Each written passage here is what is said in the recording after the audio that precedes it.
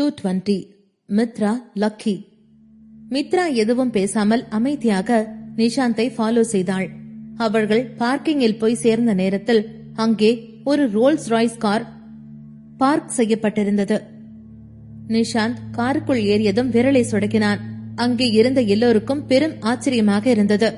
என்ன, ராணா ஃபேமிலியும் பிரிஸ்கோ என்டர்பிரைஸும் ஒன்னா சேர்ந்துட்டாங்களா? அது சரி, இங்க யாராலதான் ராணா ஃபேமிலி எதிர்த்து நிக்க முடியும்? ஆனா ஆரா ரொம்ப லக்கி. ராணா குடும்பத்தை சேர்ந்த ஒருத்தன் அவ்வளவு விரும்புறானே. இது ரெண்டு குடும்பத்துக்கும் கேக்ல ஐசிங் பூசினா போலதான் இருக்கும். ஆரா மட்டும் இல்ல, நிஷாந்தும் லக்கி தான். ஆரா மாதிரி ஒரு அழகி அவனுக்கு கிடைச்சிருக்கால என்று ஆளாளுக்கு ஒவ்வொரு விதமாக பேசிக் கொண்டிருந்தார்கள். அப்போது அங்கே நடந்தது எல்லோரையும் இன்னும் ஆச்சரியப்படுத்தியது. நிஷாந்த் காருக்குள் ஏறியதும் விரலை சொடக்கிட அங்கே இருந்த அவனது ஆள் உடனே கார் கதவை மூடினான். மித்ரா வெளியேதான் நின்று கொண்டிருந்தாள். இதை பார்த்த எல்லோருக்கும் அதன் அர்த்தம்தான் என்ன என்று புரியவில்லை. பிரிஸ்கோ என்டர்பிரைசஸுக்கு லக்ஸரி கார்கள் வாங்க வசதி இல்லாமல் இல்லை. கம்பெனியில் கூட பல ரோல்ஸ் ராய்ஸ் கார்கள் இருக்கத்தான் செய்தது. ஆனால் நிஷாந்த் வேண்டுமென்றே அவளுக்கு ஒரு பாடம் கற்பிக்க இப்படி செய்தான். Madam, I'm sorry. சார் கொஞ்சம் அதிகமா நீட்னஸ் பாப்பாரு. அதனால எப்பவுமே தனியா தான் ட்ரை பண்ணுவாரு. நான் வேணும்னா உங்களுக்கு போக இன்னும் ஒரு காரை ரெடி பண்ணி தந்துடுறேன் என்றான் அந்த அசிஸ்டன்ட்.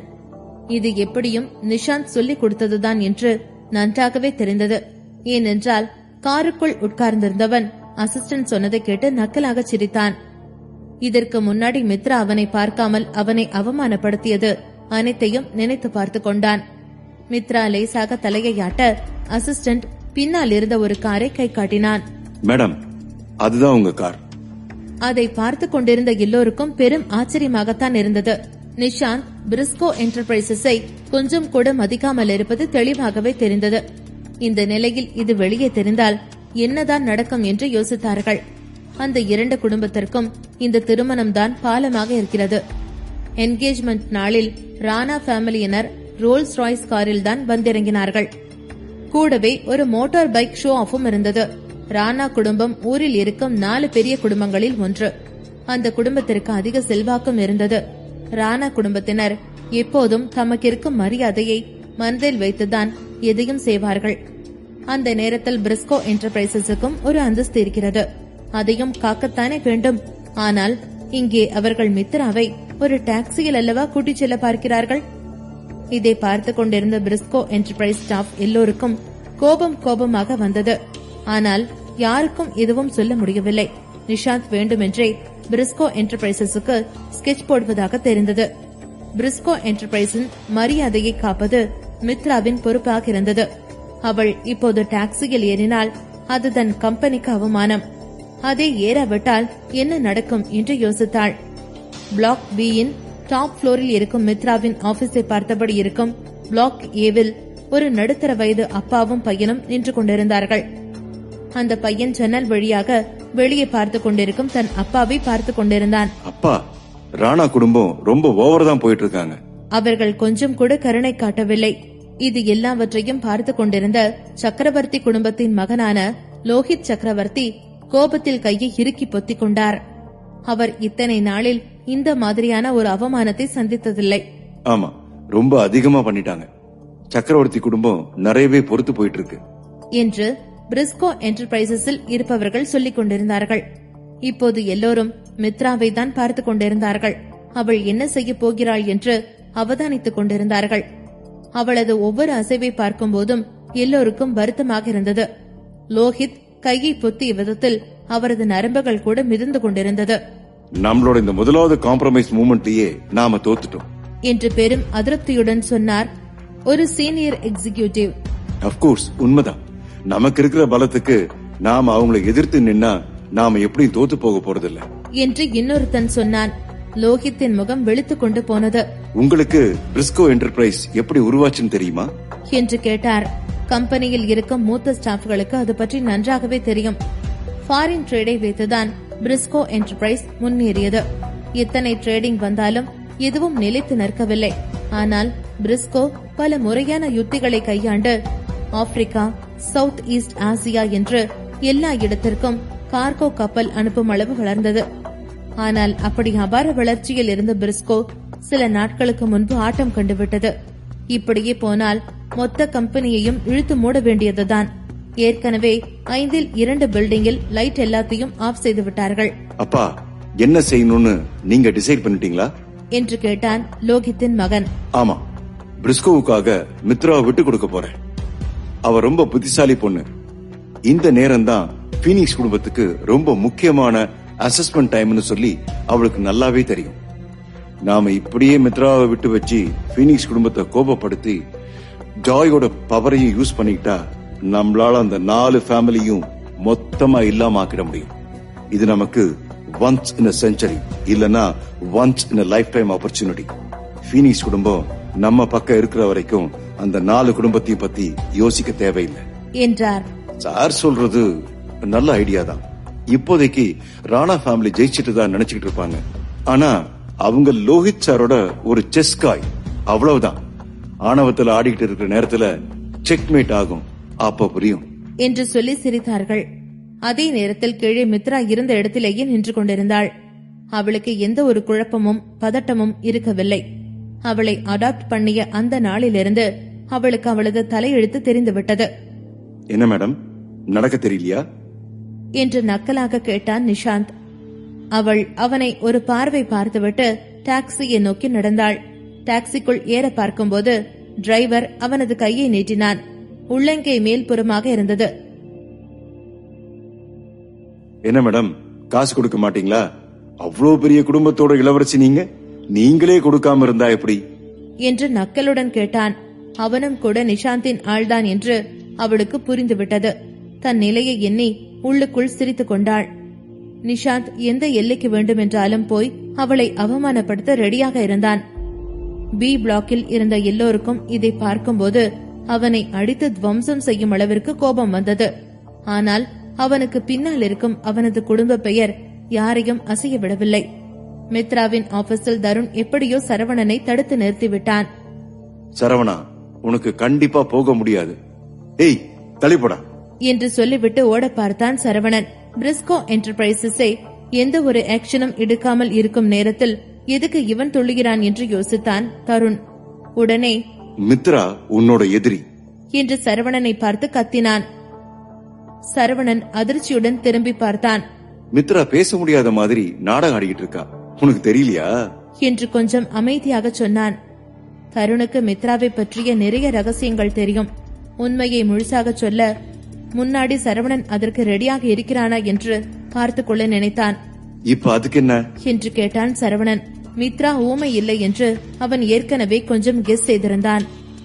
அவனுக்கு அவள் எதுக்கு பொய் சொன்னாள், எதுக்கு அவள் அவனை நாடி வந்தாள், எதுக்கு இப்படி செய்தாள் என்று எல்லாமே தெரியும். உண்மையை சொல்ல போனால் எல்லாத்தையும் அவன் கெஸ் தான் செய்தான். ரத்தினமும் கொஞ்சமும் இது பற்றி சொல்லி இருக்கிறார்தான். பீனிக்ஸ் குடும்பத்தின் வாரிசுகள் கொஞ்சம் மூர்க்கமாகத்தான் இருப்பார்கள் என்று சொல்லியிருந்தார். ஆனால் மித்ரா அவனுக்கு அப்படி ஒன்றும் செய்யவில்லை. அதுவே அவனுக்கு எல்லாத்தையும் தெளிவுபடுத்தியது. தருண் சரவணனையே பார்த்து கொண்டிருந்தான். பின் தொடர்ந்து, உன்னை கொல்றதா இல்ல ராணா ஃபேமிலியில கல்யாணம் பண்ணிக்கிறதான்னு சொல்லி வந்தப்ப அவர் 2வது ஆப்ஷனை செலக்ட் பண்ணிட்டான் என்று சொன்னான். தருண் சொன்னதை கேட்டதும் சரவணனுக்கு கடும் அதிர்ச்சியாக இருந்தது. தருணால் நம்ப முடியாமல் பார்த்து கொண்டிருந்தான்.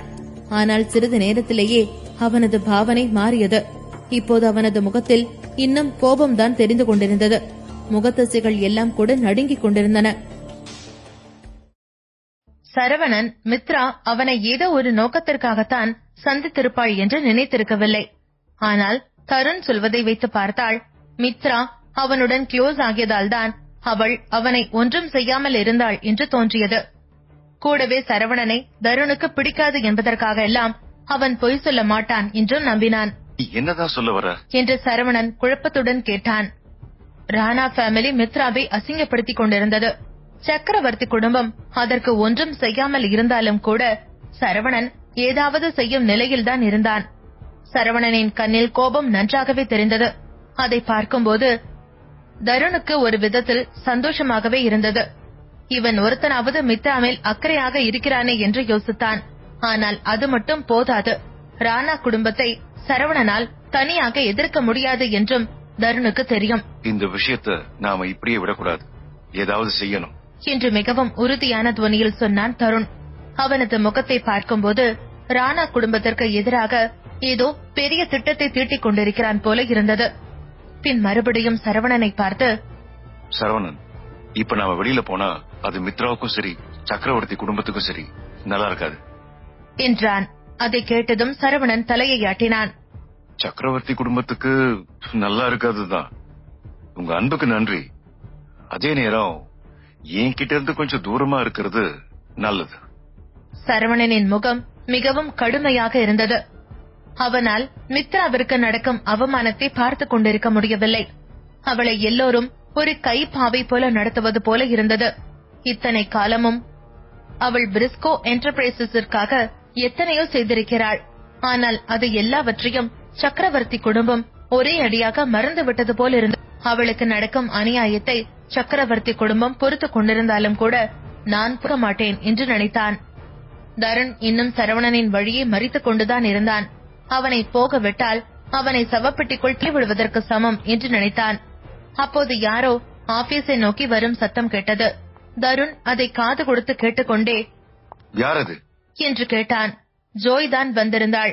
மித்ராவின் ஆபீஸிற்குள் இப்படி வரக்கூடிய தைரியம் அவளுக்கு மட்டும்தான் இருந்தது. ஆனால் அவள் எதற்காக இப்போது வந்திருக்கிறாள் என்பதுதான் சந்தேகமாக இருந்தது. சரவணனையும் தருணையும் டென்ஷனுடன் பார்த்தாள். பின் தருணின் பக்கம் திரும்பி, சரவணகிட்ட ஒரு விஷயம் சொல்லணும், பர்சனலா என்றாள்.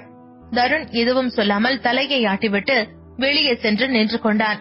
நீ எதுக்கு இப்ப வந்திருக்க என்று கேட்டான் சரவணன். சொத்து பங்கறதுக்கு. என்ன சொத்து?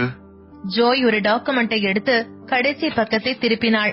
அதில் ஒரு சிவப்பு நிற பிங்க் பிரிண்ட் இருந்தது. சரவணன் உற்று பார்க்க அதில் மித்ராவின் பெயர் இருந்தது. அதை பார்த்ததும் சரவணனுக்கு கொஞ்சம் சந்தோஷமாக இருந்தது. பெயரையாவது மறைக்காமல் உண்மையை சொன்னாளே என்று. இதுல நீ சைன் பண்ணணும், என்ன எதுன்னு இப்ப தெளிவா சொல்லிட்டு இருக்க முடியாது என்று சொல்லிவிட்டு ஒரு பேனாவை எடுத்து நீட்டினாள். அவள் அவனை அவசரப்படுத்திக் கொண்டிருந்தாள். சரவணன் அவளை உற்று பார்த்துவிட்டு, நீ ஒண்ணு என்ன மாட்டி விட்டுல என்றான். ஜோய் ஒரு பெருமூச்சு விட்டுவிட்டு, இப்ப நீ சைன் பண்ண போறியா இல்லையா? எனக்கு கான்ட்ராக்ட் காட்டிட்டு இருக்கிறதுக்கெல்லாம் நேரம் இல்ல. இதோட ப்ரொசீஜர் முடிய கிட்டத்தட்ட 1 மாசம் எடுக்கும். அதனால லேட் பண்ணிட்டு இருக்காத. முடியாதுன்னா நான் கிளம்புறேன். மித்ரா மட்டும் வந்து கெஞ்சாம இருந்திருந்தா நான் இப்ப வந்து உங்ககிட்ட இதை நீட்டிட்டு இருக்க மாட்டேன். சரவணனுக்கு அது என்னவாக இருக்கும் என்று கொஞ்சம் கெஸ் பண்ண முடியுமாக இருந்தது. அதனால் வேறு ஒன்றும் யோசித்துக் கொண்டிருக்காமல் சைன் செய்து விட்டான். அது ஒரு ப்ராப்பர்ட்டி அக்ரிமெண்டாக இருந்தது. ஜோய் சரவணன் சைன் செய்ததும், மித்ரா பீனிக்ஸ் குடும்பத்திலிருந்து வித்ரா ஆயிட்டா, அவளோட எல்லா சொத்தையும் உன்னோட பேருக்கு மாத்திருக்கா என்று சொன்னாள். சரவணன் இது போல ஏதாவது ஒன்றாகத்தான் இருக்கும் என்று ஏற்கனவே கெஸ் செய்திருந்தான். ஆனால் மொத்த சொத்தையும் என எதிர்பார்த்திருக்கவில்லை. அவளது எல்லா சொத்தையும் சேர்த்தால் 10 பில்லியன் பொறுமதியாவது இருக்கும். அதை யோசித்து பார்த்தவனுக்கு உடல் எல்லாம் கூசியது. மித்ரா முன்னிலையில் அவன் ஒரு தூசு போல உணர்ந்தான். அவன் இதுவரைக்கும் மித்ராவை தேடி அலைந்திருக்கிறான். அதற்காக எத்தனையோ பேரை பகைத்துக் கொண்டிருக்கிறான். ஆனால் அது எதுவும் மித்ரா செய்ததற்கு முன்னால் ஒன்றுமில்லாமல் செய்துவிட்டது. அதை உணர்ந்ததும் உடனே அக்ரிமெண்டை பறிக்க பார்த்தான். ஆனால் அதற்குள் ஜோய் அதை பத்திரப்படுத்திக் கொண்டாள். அக்ரிமெண்ட் இப்ப ஃபுல்ஃபில் ஆயிடுச்சு. உனக்கு சேர வேண்டிய அத்தனையும் இப்ப உனக்கு வந்து சேர்ந்தாச்சு என்றாள். இப்போது 2 பேரின் சொத்தும் ஒன்று சேர்ந்து பெரும் பவர்ஃபுல்லாக மாறி இருந்தது. சரவணா, அது மட்டும் இல்ல, அன்னைக்கு நான் அவகிட்ட பீனிக்ஸ் குடும்பத்துக்கிட்ட ஹெல்ப் கேட்க சொல்லி சொன்னேன். ஆனா அவ ஹெல்ப் கேட்கவும் இல்ல. அதுக்கு பதிலா அவளோட எல்லா சொத்தையும் உனக்கு மாத்தி வச்சிருக்கா. சரவணனிற்கு அதில் கொஞ்சம் கூட உடன்பாடு இருக்கவில்லை. பீனிக்ஸ் குடும்பம் நம்ம சொத்தை அடுத்தவங்களுக்கு கொடுக்க அனுமதி கொடுத்ததா? ஆமா, அதெல்லாம் காட்டுல இருக்கிற ரூல்ஸ் மாதிரிதான். ஒருத்த உனக்கு அவனோட சொத்து குடுக்கறான்னு சொன்னா அது உன்னோட பலம்னு அவங்க நினைக்கிறாங்க. பீனிக்ஸ் குடும்பத்துக்கு காசுதான் எல்லாமே. ஆனா ரொம்ப யோசிக்காத. இதே மாதிரி ஒரு லக் உனக்கு இன்னும் ஒரு தடவை கிடைக்காது. இது எல்லாவற்றையும் கதவுக்கு பக்கத்தில் இருந்து தருண் கேட்டுக் கொண்டிருந்தான். அவனுக்குள் அவள் அனைத்து சொத்தையும் சரவணனுக்கு கொடுத்ததை ஏற்றுக்கொள்ள முடியவில்லை. கொஞ்சம் கூட நன்றி உணர்வே இல்ல. அவளுக்கு இப்ப இருக்கிற அந்தஸ்து எல்லாமே சக்கரவர்த்தி ஃபேமிலி கொடுத்தது. அப்படி இருக்கும்போது அவ பீனிக்ஸ் குடும்பத்தில இருந்து விலகினாலும் அவளோட சொத்தை சக்கரவர்த்தி குடும்பத்துக்கு தான் கொடுத்திருக்கணும் என்று நினைத்தான். இதை பற்றிய செய்தி பிரிஸ்கோ என்டர்பிரைசஸின் கான்பரன்ஸ் ரூமில் இருக்கும் எல்லோருக்கும் கூட தெரிய வந்தது. லோஹித் அதை கேள்விப்பட்டதும் அதிகம் கோபப்பட்டார். எல்லோரும் தருண் திட்டியது போலவே மித்ராவை திட்டத் தொடங்கியிருந்தார்கள். எல்லோருக்கும் இத்தனை காலமும் ஒரு பாம்புக்கு தானா பால் வார்த்து வளர்த்துக் கொண்டிருந்தோம் என்ற எண்ணம் எழுந்தது. மித்ராவின் செயலில் எல்லோரும் கிளர்த்தெழுந்திருந்தார்கள். எல்லோரும் ஒவ்வொன்று சொல்லிக் கொண்டிருந்தார்கள். அப்போது லோஹித் கோபத்தில் மேசையில் கையை ஓங்கி குத்தினார். அதை பார்த்ததும் எல்லோரும் கப்சிப் என்று வாயை மூடிக்கொண்டார்கள். அவர்கள் எல்லோரும் இத்தனை காலமும் லோஹித் பிசினஸ் செய்யும் முறையை வாயார பாராட்டிக் கொண்டிருந்தார்கள். ஆனால் இப்போது அப்படிப்பட்ட ஒருவரை மிகவும் நெருங்கிய ஒருத்தியால் ஏமாற்றப்பட்டு விட்டதை நினைத்து எல்லோருக்கும் ஆத்திரமாகவும் அதிர்ச்சியாகவும் இருந்தது. மித்ரா எல்லாவற்றையும் தெளிவாக யோசித்துத்தான் செய்தாள். ஆனால் எல்லோருக்கும் அவளது செயல் படு முட்டாள்தனமாக தெரிந்தது. அவள் செய்த காரியம் ராணா குடும்பம், சக்கரவர்த்தி குடும்பம் என இரண்டையும் சேர்த்து பகைத்துக் கொண்டதாக தெரிந்தது. அப்பா, இப்ப என்ன பண்ண போறோம்? நான் போய் நமக்கு சேர வேண்டிய காசை திரும்ப எடுத்துட்டு வர போறேன் என்று கேட்டான் லோஹித்தன் மகன். இல்ல, அது நடக்காது. நம்மளால நம்ம காசை திரும்ப எடுக்க முடியாது. அது மட்டும் இல்லாம நமக்கு பீனிக்ஸ் குடும்பத்து விஷயத்துல தலை போட முடியாது என்று சொன்னான் லோஹித். இன்று அவர் எடுத்த முடிவு வாழ்நாளிலேயே எடுத்த சரியான முடிவு என்றுதான் நினைத்திருந்தார். ஆனால் இப்படி ஏமாற்றப்படுவார் என்று கொஞ்சம் கூட எதிர்பார்த்திருக்கவில்லை. மித்ரா இன்னும் டாக்ஸிக்கு முன்னால் நின்று கொண்டிருந்தாள். டாக்ஸி டிரைவரும் கூட போகாமல் வேண்டுமென்றே அவளை சீண்டிக் கொண்டிருந்தான். இளவரசி போல் இருக்கும் ஒருத்தியை கேலி செய்ய காசு என்றால் கேட்கவா வேண்டும்? இதுதான் வாய்ப்பு என்று மொத்த வித்தையையும் இறக்கிக் கொண்டிருந்தான்.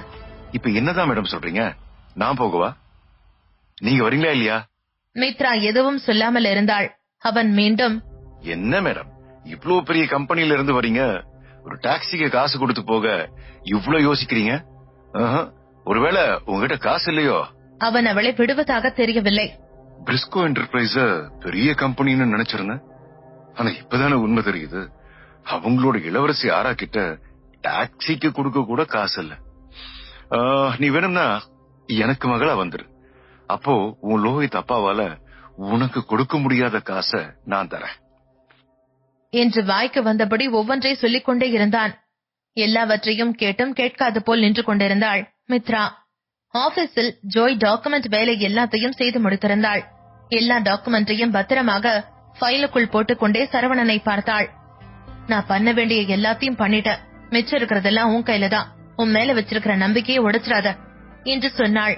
சொல்லிவிட்டு அவனை பார்த்து ஒரு புருவத்தை உயர்த்தி உதட்டை வளைத்தாள்.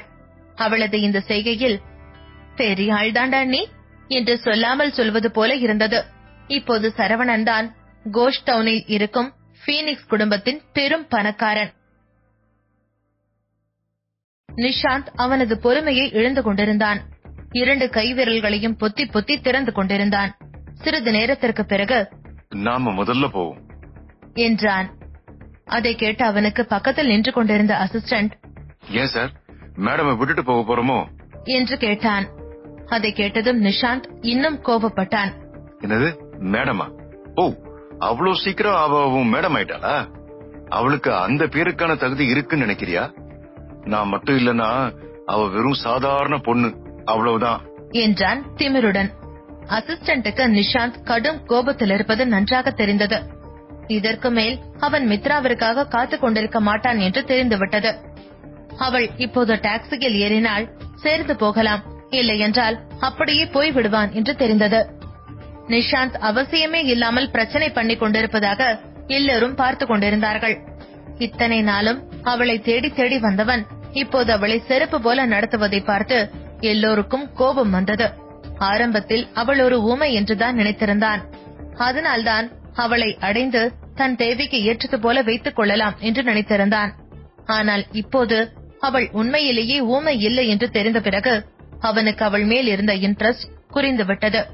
இப்படித்தான் நடந்திருக்கும் என்றும் சில பேர் நினைத்துக் கொண்டிருந்தார்கள். நிஷாந்த் பல்லை கடித்துக் கொண்டு டிரைவரிடம் போக சொல்லி சொன்னான். பின் மித்ராவை திரும்பி பார்த்து, உன்னை நீயே பெருசா நினைச்சிட்டு இருக்காத. உன்னோட தகுதி என்னன்னு நீ நல்லாவே தெரிஞ்சுக்கணும் என்று சொன்னான். அவனோடு இருந்த அவனது ஆளையும் அதே காரில் ஏற்றிக்கொண்டான். அதை வைத்து அவன் சிம்பாலிக்காக ஒரு செய்தியை சொன்னான். கம்பெனி இந்த ஒரு நாளின் பெரும் அவமானங்களை சந்தித்திருந்தது. காரில் ஏறிய நிஷாந்தின் ஆள் அவன் பக்கம் சாய்ந்து, சார், நீங்க இந்த விஷயத்த செம்மையா டீல் பண்ணீங்க. உங்க பேருக்கு ஏத்த மாதிரியே நடந்துக்கிட்டீங்க. உங்க பிரதருக்காக சரியா பழி வாங்கியிருக்கீங்க. ஆனா சார், நாம உண்மையா மிஸ் மித்ராவை நம்ம கார்ல கூட்டிட்டு போக போறது இல்லையா என்று கேட்டான். ஆம், அது நிஷாந்த் இல்லை. நிஷாந்துக்கு ஒரு ட்வின் பிரதர் இருந்தான். அவன் பெயர் கிஷான். கிஷான் பிறந்ததிலிருந்து குடும்பத்திலிருந்து பிரிந்தேதான் இருந்தான். அவன் பிறந்ததும் அவனை ஒரு ஆர்கனைசேஷனுக்கு ஒப்படைத்து விட்டார்கள். இந்த ஆர்கனைசேஷன் பல காலமாக ஹோக்சியாவில் இருந்து வந்தது. அதற்கு ஒப்படைக்கப்படும் அனைவரும் மிகவும் ரகசியமாகவே பேணப்படுவார்கள். அங்கே இருப்பவர்களின் டீடைல்ஸ் வேறு எங்குமே இருக்காது.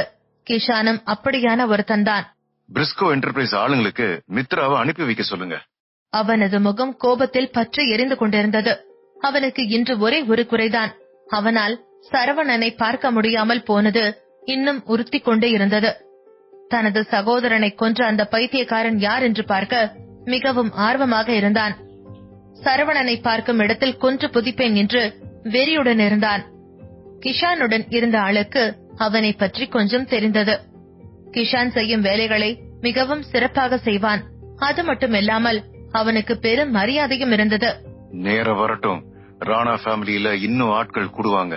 அந்த நேரத்துல பிரிஸ்கோ என்டர்பிரைஸ் இன்னும் அவமானப்படுத்தலாம். எல்லாம் நம்ம கையில தான் இருக்கும் என்றான் கிஷான்.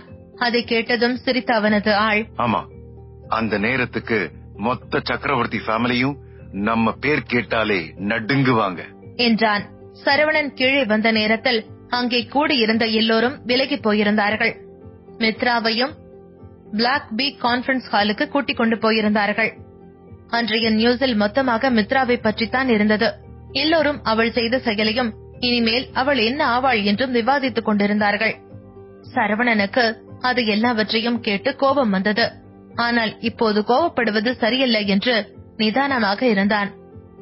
அமைதியாக போனை எடுத்து சரவணன் ரத்தினத்திற்கு கால் செய்தான். சார், மரைன் கிளப் மேட்டர் இப்ப முடிவுக்கு வந்துருச்சு என்று ஒரு பெருமூச்சுடன் சொன்னார் ரத்தினம். எனக்கு என்னமோ இது சரியா படல என்று யோசனையுடன் சொன்னான் சரவணன். அவனுக்கு ரத்தினம் சொன்னதை கேட்டு ஒரு பக்கம் சந்தோஷமாகவும் இருந்தது, இன்னொரு பக்கம் குழப்பமாகவும் இருந்தது. சரவணன் சொன்னதை அலசி பார்த்து கொண்டே, சார், நம்ம எக்கானமி ரொம்ப டேமேஜ் ஆயிருக்கு. பீனிக்ஸ் ஃபேமிலியோட அடுத்த அசஸ்மெண்ட் கூட நெருங்கிருச்சு என்றார். ரத்தினம் என்ன சொல்ல வருகிறார் என்று சரவணனுக்கு நன்றாகவே புரிந்தது. நம்மிடம் இப்போது போதிய அளவு காசில்லை என்றுதான் சொல்லிக் கொண்டிருந்தார். பீனிக்ஸ் குடும்பத்தில் அவர்களுக்கு இருக்கும் ஸ்டேட்டஸை தக்க வைத்துக் கொள்ள வேண்டுமாக இருந்தால் இந்த பிரச்சனையிலிருந்து எப்படியாவது தப்ப வேண்டியிருந்தது. ரத்தினம் சொன்னதும் சரவணனுடனே ஆக்ஷன் எடுங்க என்றான். அதை கேட்டதும் ரத்தினம், எதுக்கு சார் என்று குழப்பத்துடன் கேட்டார். அவருக்கு திடுக்கமாக இருந்தது. ராணா குடும்பத்துக்கு கொடுக்க வேண்டிய அடிய கொடுத்துருங்க. அவங்களுக்கு சமமா போக வேண்டிய நேரம் வந்துருச்சு. ரத்தினத்திற்கும் இப்போது அதற்கான நேரம் சரி என்றுதான் நினைத்தார். ஆனால் அதற்கான சக்தி இப்போது அவர்களிடம் இல்லையே என்று யோசித்தார். 50 மில்லி லிட்டர் பெட்ரோலை வைத்துக் கொண்டு 5000 கிலோமீட்டர் பயணிக்க நினைப்பது போல தோன்றியது. ரத்னம், நாம கிட்ட இப்ப காசு இருக்கு. நாம இந்த போருக்கு போயே ஆகணும். போய் ஜெயிச்சிட்டு தான் வருவோம் என்றான் சரவணன் மிகவும் உறுதியுடன். அதை கேட்டதும் ரத்தினமுடனே, சார், இது அதனாலயா என்று கேட்டார். அவருக்கும் நியூஸ் வந்திருந்தது. பீனிக்ஸ் குடும்பத்தை சேர்ந்த ஒருத்தர் தன் வாரிசு உரிமையை வித்ரா பண்ணியதோடு தன் சொத்தையும் கொடுத்து விட்டார் என்று கேள்விப்பட்டார். அதில் அசிஸ்டன்ட்களுக்கு தான் பெரும் அவமானமாக இருந்தது. அவர்கள் எப்போதும் தம் எஜமானுடனேதான் இருப்பார்களாம். தம் எஜமான் ஃபேமிலியின் முக்கிய புள்ளியாக வர வேண்டும் என்று ஆசைப்படுவார்கள். அப்படித்தான் மித்ராவின் அசிஸ்டன்ட்டும் அவளுடன் இருந்தார். ஆனால் அவருக்கும் கடைசியில் ஏமாற்றம்தான் மிஞ்சியது. ஒரு ஜெனரல் தனது வாழ்நாள் முழுக்க ஒரு இளவரசனை வழிநடத்தி அவனுக்கு தேவையான அனைத்து பயிற்சிகளையும் கொடுத்து வருகிறான். போருக்கு போகக்கூடிய அளவுக்கு பக்காவாக ரெடி பண்ணுகிறான். ஆனால் சரியாக போருக்கு போகும் நேரத்தில் படையை இன்னும் ஒருத்தனுக்கு விட்டுக் கொடுப்பது போல இருந்தது மித்ராவின் செயல். எல்லோருக்கும் அது பெரும் அதிருப்திதான். சார், அப்ப நம்மளோட கேபிட்டல் 30 பில்லியனை விட அதிகமாயிடும் என்று கணக்கு போட்டுவிட்டு பார்த்து சொன்னார் ரத்தினம். என்று திருத்தினான் சரவணன். முன்னாடி அவனது பாட்டியும் அவனுக்கு ஒரு தொகை பணம் கொடுத்திருப்பார். இது எல்லாவற்றையும் சேர்த்து கோஷ் டவுனில் இருக்கும் மற்ற போட்டியாளர்களை துடைத்து எடுப்பதுதான் சரவணனின் நோக்கமாக இருந்தது. புரிஞ்சது சார், நான் பாத்துக்கிறேன் என்று பதில் சொன்னார் ரத்தினம். பிரிஸ்கோ என்டர்பிரைசஸை பில்டிங் கான்பரன்ஸ் ரூமில் உட்கார்ந்து கொண்டிருந்தாள் மித்ரா.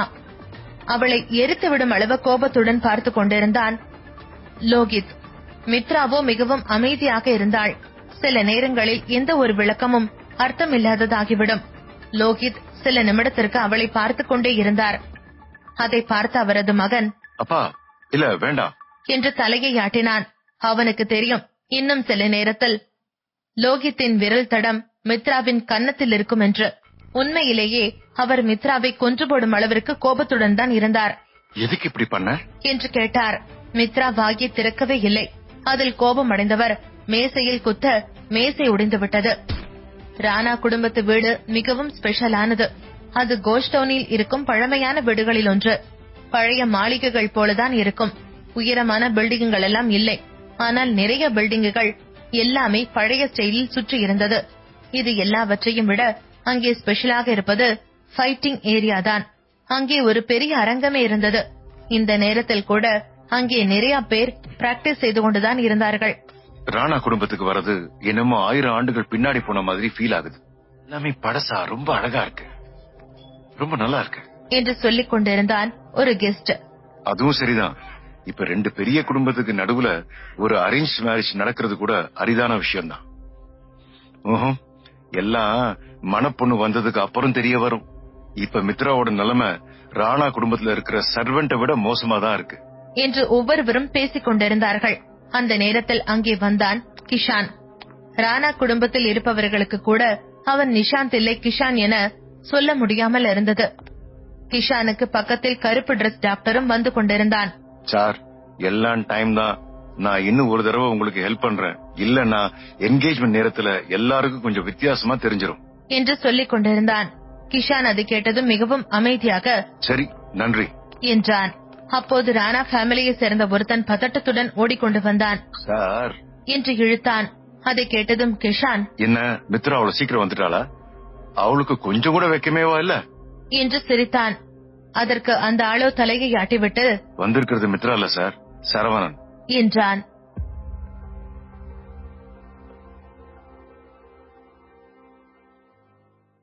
சரவணன் வந்திருக்கிறான் என சொல்லவும் கிஷான் உள்ளுக்குள் குதித்தான். அவனை தானே பார்க்க துடித்துக் கொண்டிருந்தான். அத கொஞ்சம் அப்புறமா பாத்துக்கலாம், இப்ப போய் சரவணனை பாப்போம் என்று டாக்டரின் பக்கம் திரும்பி சொன்னான் கிஷான். டாக்டருக்கு அதை கேட்டு கொஞ்சம் நடுக்கமாக இருந்தது. ஏனென்றால் இப்போது கிஷான் சரவணனை சும்மா பார்க்க போகவில்லையே, அவனை கொல்லும் எண்ணத்தில் அல்லவா போகிறான். சார், எனக்கு உங்க சக்தி மேல ரொம்ப நம்பிக்கை இருக்கு. ஆனா சரவணனுக்கு நிறைய ஃப்ரெண்ட்ஸ் இருக்காங்க. மீடியாவில மேலிடத்துலன்னு எல்லா இடத்துலயுமே ஆட்கள் இருக்காங்க. இங்கேயும் இப்ப நிறைய ஆளுங்க இருக்காங்க. அதனால நீங்க கொஞ்சம் கவனமா இருக்கணும். உங்களுக்கு அவனை கொல்லதான் வேணும்னு நினைச்சீங்கன்னா நானும் ஹெல்ப் பண்றேன் என்று மிகவும் மெல்லிய குரலில் சொன்னான் டாக்டர். அவனது குரல்தான் அமைதியாக இருந்ததை தவிர சொன்ன விதத்தில் கொலை வெறி தெரிந்தது. டாக்டர் சொன்னதை கேட்டதும் கிஷான் உடனே, நீ சொன்ன உடனே எனக்கு ஒரு விஷயம் ஞாபகத்துக்கு வருது என்று சிரித்தான். நான் போன தடவை உங்ககிட்ட ஒரு வேலையை செய்ய சொன்னேன், அது என்னாச்சு? அதை கேட்டதும் டாக்டர் தலையை குனிந்து கொண்டு, எங்களுக்கு உங்க அளவுக்கு பணத்தால சண்டை போட தெரியாது, ஆனா எங்க கிட்ட வேற வழிகள் இருக்கு. அது வேலை செய்யற வரைக்கும் சந்தோஷம்தான், ஆனா நீ எப்பவுமே என் பக்கம் தான் இருக்குன்னு சொல்லி சரவணனுக்கு தெரியாம இருக்கும் என்று சொல்லிவிட்டு உடல் குலுங்கும் அளவிற்கு சிரித்தான்.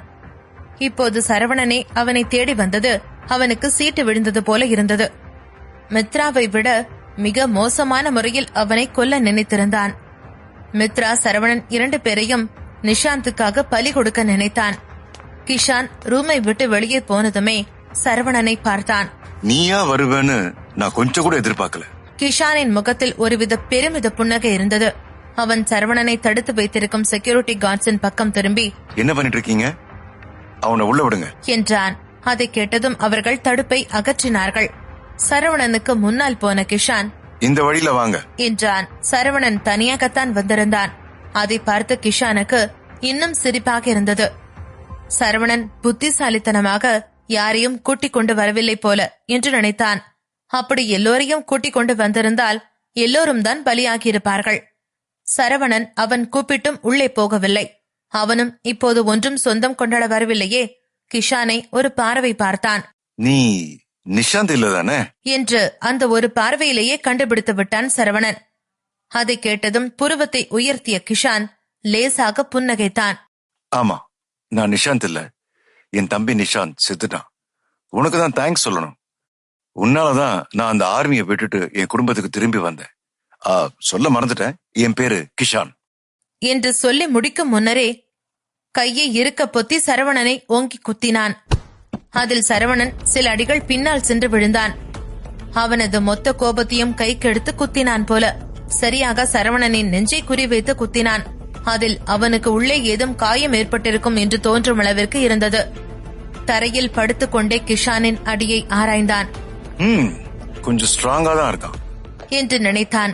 ராணா குடும்பத்தை ஜெயிக்க காசு மட்டும் போதாமல் இருக்கும் போல என்று யோசித்தான். கிஷான் யாரோ ஒருத்தனை அடித்துக் கொண்டிருப்பதை பார்த்ததும் எல்லோரும் அவனை தடுக்க ஓடி வந்தார்கள். இன்று ஒரு நல்ல நாள், அதனால் அவன் ஏதும் செய்துவிடக் கூடாது என்று யோசித்தார்கள். ஆனால் அவனால் அடி வாங்கியவன் சரவணன் என்று தெரிந்ததும் எல்லோரும் வாய் பார்க்க தொடங்கினார்கள். சரவணனுக்கு இது கொஞ்சம் பெரிய சம்பவமாகத்தான் இருக்கும் என்று புரிந்துவிட்டது. கிஷான் நிஷாந்தை விட ஹேண்டில் பண்ண கஷ்டமாகத்தான் இருப்பான் என்று தெரிந்து கொண்டான். லேசாக இருமிய சரவணன், நீ என்னதான் பண்ண பாக்குற என்று கேட்டான். என்ன பண்ண பாக்குறேனா? நான் ஒண்ணும் பண்ண போறது இல்ல. ஆனா நீதான் விக்ரம் கிட்ட சொல்லி என் தம்பிய கொன்னு இருக்க. கூடவே அத ரொம்ப நல்லாவே ஹேண்டில் பண்ணி இருக்க. ராணா ஃபேமிலியால கூட எந்த ஒரு எவிடன்ஸும் எடுக்க முடியாம போயிடுச்சு. ஆனா அதுக்காக என்னாலையும் முடியாம இருக்குன்னு அர்த்தம் இல்ல. சரவணனுக்கு கிஷானின் வார்த்தைகளுக்கான அர்த்தம் நன்றாகவே புரிந்தது. நிஷாந்தை கொன்றது அவன்தான் என எவிடன்ஸ் இல்லாவிட்டாலும் கூட அவன் விடப்போவதில்லை. கிஷான் கையை தூசி தட்டுவது போல தட்டிக்கொண்டே, சரி, மித்ரா வேற இன்னும் வரல, அதனால அது வரைக்கும் கொஞ்சம் வாரம் ஆஃப் பண்ணலாமா என்று கேட்டான். சரவணன் அதற்கு பதில் சொல்ல முன்னர் கிஷான் அவனுக்கு முன்னாடி போய் நின்றான். உனக்கு வேற வழி இல்ல. நான் எதுக்காக தினம் தாரிகாவை பாதுகாக்க ஆட்கள் அனுப்புறேன்னு தெரியுமா? நீ இன்னைக்கு இங்க இருந்து உயிரோட போனா தாரிகா மித்ரா 2 பேருமே உயிரோட இருப்பாங்க. ஆனா நீ செத்துட்டா அதுல ஒருத்தவங்க தான் மிஞ்சுவாங்க. அது கூட ஓன் சாய்ஸ் தான் என்று ஒரு வில்லத்தனமான புன்னகையுடன் சொன்னான் கிஷான். தாரிகா மித்ராவின் பெயரை கேட்டதும் சரவணனுக்கு வெறி ஏறியது. அவன் கோபத்துடன், என்னடா சொன்ன என்று கேட்டுக்கொண்டே கிஷானை நோக்கி ஒரு குத்தை வீசினான். அவனது ஆக்ஷன் மிகவும் வேகமாகத்தான் இருந்தது. ஆனால் அதையும் கிஷான் மிகவும் லாவகமாக பிடித்து தடுத்து விட்டான். மோசமில்ல, நீ நல்லாதான் பயிற்சி எடுத்திருக்க. உன்னோட ஸ்கில் என்னோட ஃபேமிலியில இருக்கிறத விட வித்தியாசமா தான் இருக்கு என்று சொன்னான். அதை பார்த்து கொண்டிருந்த எல்லோரும் சரவணனை கிண்டல் செய்ய தொடங்கினார்கள். நான் தான் சொன்னேன்ல, கிஷானுக்கு முன்னாடி சரவணன் ஒரு தூசுன்னு. இவன மாதிரி ஒருத்தன் ராணா குடும்பத்து வீட்டுக்கு வந்திருக்கவே கூடாது என்று ஒவ்வொருவரும் பேசிக் கொண்டிருந்தார்கள். அப்போது சரவணனின் கண்ணோ கிஷானுக்கு பின்னால் பார்த்து கொண்டிருந்தது.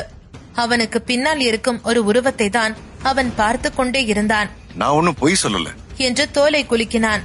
இப்போ உனக்கு புரிஞ்சிருக்கும். உனக்கு ஒரே ஒரு வழிதான் இருக்கு, சரிதானே? நீ மித்ராவை காப்பாத்தணும்னு சொன்னா நீ இங்க இருந்துதான் ஆகணும்.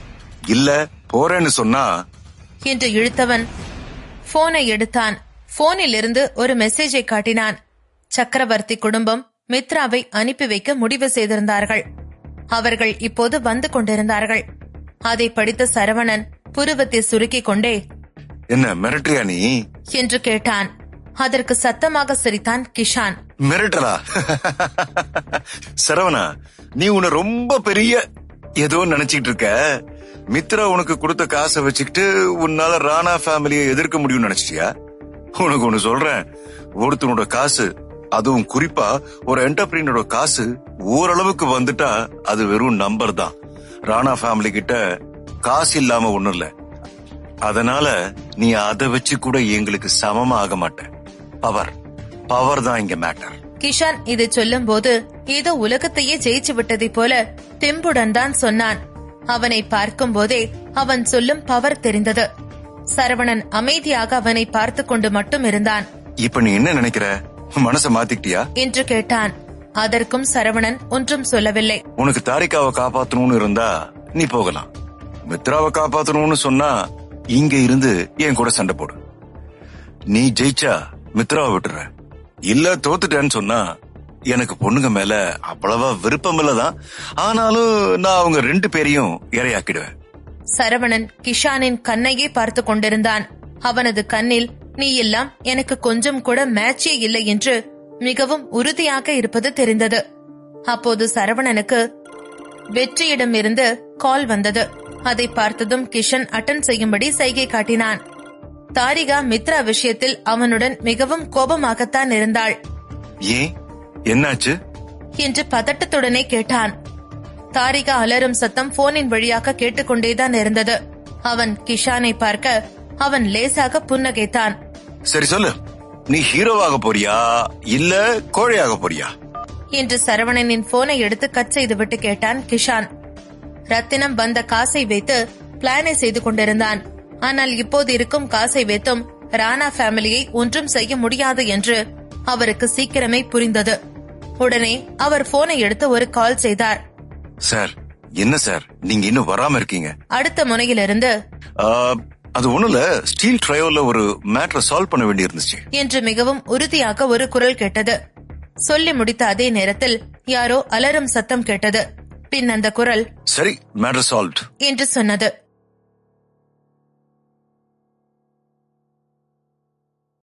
சரவணனின் தந்தை சொன்னது போல அனைத்து வேலைகளையும் ரத்னம் செய்து முடித்திருந்தார்.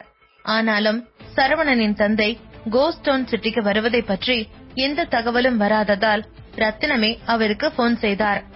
சரவணனின் தந்தையின் செல்போன் சினுங்கியதும் போனை அட்டன் செய்தார். பின்பு சொல்லு ரத்னம், என்னாச்சு என்று கேட்டார்.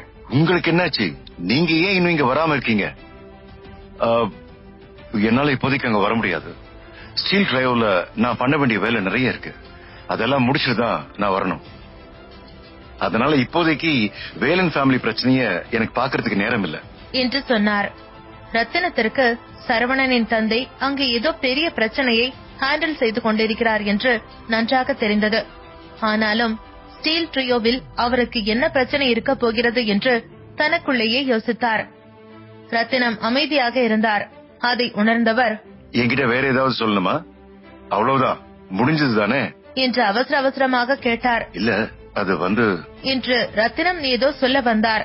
அதை கண்டுகொள்ளாமல், சரி அது இருக்கட்டும், சரவணன் எப்படி இருக்கான் என்று கேட்டார். சரவண ராணா ஃபேமிலிக்கு போயிருக்கான். அங்க கொஞ்சம் பிரச்சனை போயிட்டு இருக்கு என்று அங்கு நடக்கும் பிரச்சனையை பற்றி ரத்தினத்திடம் பேச ஆரம்பித்தார். ரத்தினம் பேசுவதை பொருட்படுத்தாமல் சரவணனின் தந்தை அவருக்கு அருகில் நின்று கொண்டிருந்த இன்னொருவரிடம் பேசத் தொடங்கினார்.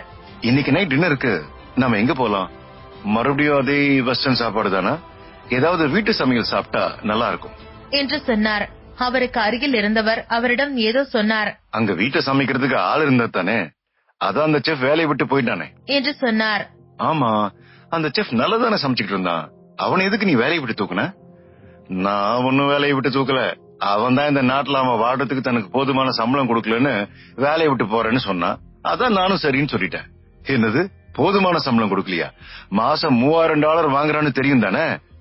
சரி சரி, இப்போ ஒண்ணும் கெட்டு போகல. நான் ஒன்னும் அந்த அளவுக்கு கஞ்சம் கிடையாது. அது கூடவே $50 போட்டு தரேன். அதே செஃப்ப திரும்ப வர சொல்லு என்று சொன்னார்.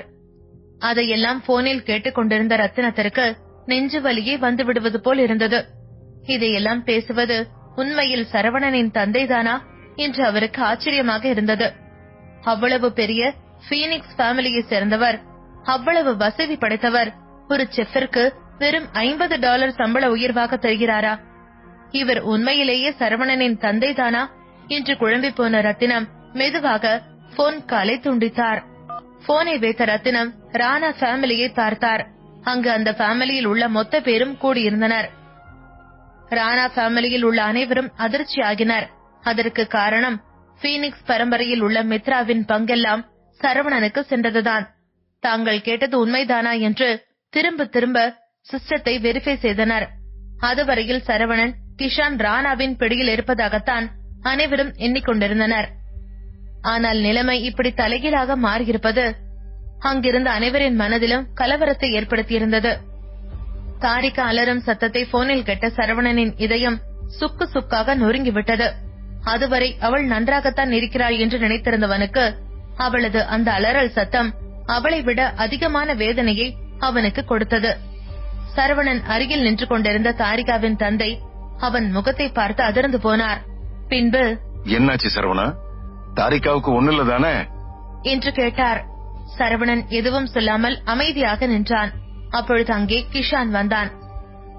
மிஸ்டர் வெற்றி, நீங்க எதுக்கும் கவலைப்படாதீங்க. நான் இப்பவே தாரிகாவோட பிளேஸுக்கு ஒரு நல்ல டாக்டர் அனுப்பி அவளுக்கு என்னன்னு பார்க்க சொல்றேன் என்று சொல்லிவிட்டு சரவணன் அருகில் சென்றான். இத பாரு, என்ன நடந்தாலும் நீ இன்னைக்கு இந்த ராணா ஃபேமிலியை விட்டு வெளியே போகவே முடியாது. ஒருவேளை நிஜமாவே நீ இங்க இருந்து போகணும்னு நினைச்சீனா என் கூட சண்டை போடு. நீ என் கூட சண்டை போட்டு என்ன தோக்கடிச்சிட்டீனா தாராளமா இங்க இருந்து போலாம். இல்லன்னா உன்னோட உடம்புல இருக்கிற ஒரு பீஸ் கூட இந்த இடத்தை விட்டு தாண்டாது என்று சொன்னான். ராணா ஃபேமிலியில் சம்பவம் நடக்கப் போகிறது என்று கேள்விப்பட்டிருந்ததால் ராணா ஃபேமிலியை சேர்ந்த அனைவரும் அங்கு வந்து கொண்டிருந்தார்கள். சரவணனை சுற்றி இருந்த ராணா ஃபேமிலியை சேர்ந்த அனைவரும் இவனுக்கு இது வேண்டும் என்றுதான் எண்ணினார்கள். இவனுக்கு இதுவும் வேணும், இன்னமும் வேணும். இவன் யார் கூட மோதுறோன்னு தெரியாம மோதி இருக்கான். நிஷாந்த் கூட மோதனா அவனால தப்பிச்சு உயிர் வாழ முடியுமா என்ன என்று சொல்லி அவனை பார்த்து சிரித்தனர். ராணா ஃபேமிலியை சேர்ந்த அனைவரும் அவர்கள் முன்பு நிற்பது நிஷாந்த் தான் என்று முழுவதுமாக நம்பினார்கள். ஆனால் சரவணனுக்கு மட்டுமே தெரியும் அவன் நிஷாந்தின் ட்வின் பிரதர் கிஷான் என்று. இதுவரைக்கும் ராணா ஃபேமிலியில் உள்ள பல பேருக்கு நிஷாந்தின் பிரதரான கிஷானை பற்றி தெரியாது. அவ்வளவு ஏன் அவ்வளவு சக்தி வாய்ந்த பீனிக்ஸ் ஃபேமிலிக்கும் அப்படி ஒருத்தன் இருப்பது தெரியாது. கிஷான் பல கலைகளை கற்றிருந்தான். அவன் யாருக்கும் தெரியாமல் தான் ஆர்மி ரீஜனில் கூட இருந்தான். படிப்பிலும் அவன் பயங்கர கெட்டிக்காரனாகத்தான் இருந்திருந்தான். உடல் வலிமையில் அவன் ஜஸ்டினுக்கு நிகரானவன். அவனுடன் சண்டை போட்டு ஜெயிப்பது என்பது சாதாரணமல்ல என்று சரவணனுக்கும் நன்றாக தெரியும். ஆனாலும் எப்படி இவ்வளவு பேருக்கு முன்னிலையில் தன்னால் முடியாது என்று சொல்ல முடியும் என்று எண்ணினான். பின்பு, சரி, உன் கூட சண்டைக்கு வர நான் தயார் என்று சொன்னான். சரவணன் அப்படி சொன்னதும் கிஷான் சத்தமாக சிரித்தான். பரவாயில்ல, உனக்கு கொஞ்சம் கர்ஸ் இருக்குதான் செய்யுது என்று சொல்லி மீண்டும் சிரித்தான். அப்போது அங்கே கிஷானின் பட்லர் வந்தார். சார், உங்களை பார்க்க மிஸ் ஆரா வந்திருக்காங்க என்று சொன்னார். உடனே கிஷான், என்ன பார்க்க யார் வந்திருக்காங்கன்னு சொன்ன? தெளிவா கேக்கல, இன்னொரு முறை சொல்லு என்று நக்கலாக கேட்டான். சார், உங்களை பார்க்க மிஸ் மித்ரா வந்திருக்காங்க என்று கிஷான் சொன்னான். அப்படி சொல்லு. இப்ப இத கேட்கும் போது எப்படி இருக்கு? ஆனா நான் இப்ப கொஞ்சம் பிஸியா இருக்கனே என்று கிஷான் சொன்னான். மித்ராவின் பெயரை கேட்டதும் ராணா ஃபேமிலியில் உள்ள அனைவரும் சிரித்தனர். அவளா? அவ எதுக்கு இப்ப இங்க வந்தா? ராணா ஃபேமிலிக்கு கல்யாணம் பண்ணிட்டு வந்தா. இப்போ பிரிஸ்கோ என்டர்பிரைசஸும் அவளை புடிச்சு வெளியில தள்ளிடுச்சு. இனி பாவம் அவ என்ன பண்ணுவாளோ. இப்போதைக்கு அவ 0 தான் என்று அங்கிருந்த பெண் ஒருத்தி சொன்னாள். நீங்க என்ன சொல்றீங்க? மித்ராவை பத்தியா பேசுறீங்க? மித்ரா இந்த சிட்டியோட பிரின்சஸ். அவள் எப்படி 0ன்னு சொல்றீங்க என்று அங்கு நின்று கொண்டிருந்த ஒருவர் சொன்னார். உங்களுக்கு விஷயமே தெரியாதா? அவ பண்ணின ஒரு சின்ன மிஸ்டேக்னால பிரிஸ்கோ என்டர்பிரைசஸ் பெரிய லாஸ் ஆயிடுச்சு. அதனாலதான் அந்த என்டர்பிரைஸ் அவளை வெளியில துரத்திருச்சு என்று சொன்னாள். ஆனா மித்ரா கிட்டதான் பவர் இருக்கு. அந்த லாஸ்ல இருந்து அவளால ஈஸியா சமாளிச்சு வெளியே வந்துட முடியுமே என்று இன்னொருவர் சொன்னார். லாஸ் ஒன்னும் சாதாரண அமௌண்ட் இல்ல, 50,000 பில்லியன். இனி அவ எதுக்கும் உதவ மாட்டா. லாஸ் ஒன்னும் சாதாரணமான அமௌண்ட் இல்ல, 50 பில்லியன். இனி அவ எதுக்கும் உதவ மாட்டா என்று சொல்லி அங்கிருந்த அனைவரும் சிரித்தனர்.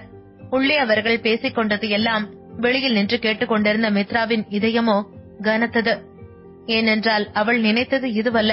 ஒருவேளை அவளது மொத்த ப்ராப்பர்ட்டியையும் சரவணுக்கு கொடுத்தால் அவன் இன்னும் பலமாய்ந்தவனாக மாறுவான். அவனை யாராலும் எதுவும் செய்ய முடியாது என்று நினைத்துதான் மித்ரா அப்படி செய்தாள். ஆனால் உள்ளே நடந்து கொண்டிருப்பதை பார்த்தவள் என்ன செய்வது என்று தெரியாமல் குழம்பி நின்றாள். அப்பொழுது ரத்தினம் அங்கே வந்தார். ரத்தினத்தை பார்த்ததும் மித்ராவிற்கு அடையாளம் தெரிந்தது. ஏனென்றால் இதற்கு முன்பு காலேஜில் சரவணனின் பட்லராக அவரை அவள் பார்த்திருக்கிறாள். நீங்க சரவணனை பாத்தீங்களா என்று அவளிடம் கேட்டார். என்று சொன்னாள். தயவு செஞ்சு உங்களால சரவணனை இங்கிருந்து வெளியே கூட்டிட்டு வர முடியுமா என்று ரத்தினம் கேட்டார். அதற்கு மித்ரா ஆம் என்று தலையை அசைத்தாள். தாரிகா வலி தாங்காமல் தரையில் படுத்து உருண்டு கொண்டிருந்தாள். அதை பார்த்த அவளது தாய் லட்சுமி, என்ன செய்வதென்று தெரியாமல் குழம்பி போனாள். தாரிகா, என்னடா ஆச்சு? ஏண்டா இப்படி அழற? தாரிகா, என்னடா ஆச்சு? ஏண்டா இப்படி அழற என்று கேட்டார். அம்மா அம்மா, என்னால வலி தாங்க முடியலமா, அம்மா ரொம்ப வலிக்குதுமா என்று அழுதாள். காலையிலிருந்து 10க்கும் மேல் பெயின் கில்லர் டேப்லெட்டை எடுத்திருந்தாள். ஆனாலும் அவளது உடலில் வலி குறைந்தவாடில்லை. வலி தாங்காமல் இன்னும் அலறிக்கொண்டேதான் இருந்தாள். அப்பொழுது அங்கே வந்த சரவணனின் தாய் ஈஸ்வரி தாரிகாவை பார்த்து அதிர்ந்தார். பின்பு லட்சுமி அருகில் வந்து அவரது கையை பிடித்துக் கொண்டார். நீங்க ஒண்ணும் கவலைப்படாதீங்க, தாரிகாவை எப்படி சரிப்படுத்திடலாம் என்று அவருக்கு ஆறுதல் சொன்னார். ராணா ஃபேமிலியின் மேன்ஷனுக்கு நடுவில் ஒரு சண்டையிடும் வளையம் இருந்தது. அது ராணா ஃபேமிலியின் முன்னோர்களால் கட்டப்பட்டது. இன்னும் சொல்ல போனால் ராணா ஃபேமிலியில் உள்ள அனைத்து ஆண்களுக்கும் அதுதான் ஃபேவரட் பிளேஸ். இன்று அங்கு பெரிய சண்டை நடக்கப் போகிறது என்று கேள்விப்பட்டு ராணா ஃபேமிலியைச் சேர்ந்த அனைவரும் அங்கே வருகை புரிந்திருந்தார்கள். அந்த வளையத்தை சுற்றி அனைவரும் அமர்ந்திருந்தார்கள். ராணா ஃபேமிலியில் முக்கியமானவர்கள் அனைவரும் அங்கே வந்திருந்தார்கள். அங்கு விகாஷ் ராணாவும் வந்திருந்தான். முதலில் உள்ளே நுழைந்ததுமே விகாஷ் ராணாவின் கண்களில் தென்பட்டது கிஷான் தான். அவனை பார்த்ததும் விகாஷ் கண்களில் ஒருவித நம்பிக்கை பிறந்தது. அவனை யாராலும் தோற்கடிக்க முடியாது என்பது விகாஷ் ராணாவிற்கு நன்றாக தெரியும். விகாஷ் ராணா நேராக அந்த சண்டையிடும் வளையத்திற்கு சென்றார். அப்பொழுது அவரது பக்கம் 2 பேர் சென்றார்கள். அவர்கள் வேறு யாருமல்ல, மித்ராவும் ரத்தினமும் தான். மித்ராவை அந்த இடத்தில் வைத்து பார்த்ததும் அங்கிருந்த அனைவரும் அவளை பற்றி ஏதேதோ சொல்லி தங்களுக்குள் நகையாடினார்கள். பின்பு, இந்த ராணா ஃபேமிலி அவளை இவ்வளவு தூரம் ஒதுக்கியும் அவளுக்கு அறிவு வரல.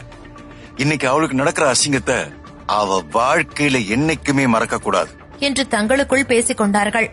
அவர்கள் பேசிய எதையும் காதில் வாங்காமல் மித்ரா விகாஸின் அருகில் சென்று நின்றாள். விகாஷ் ராணாவோ அவளை நிமிர்ந்து கூட பார்க்கவில்லை.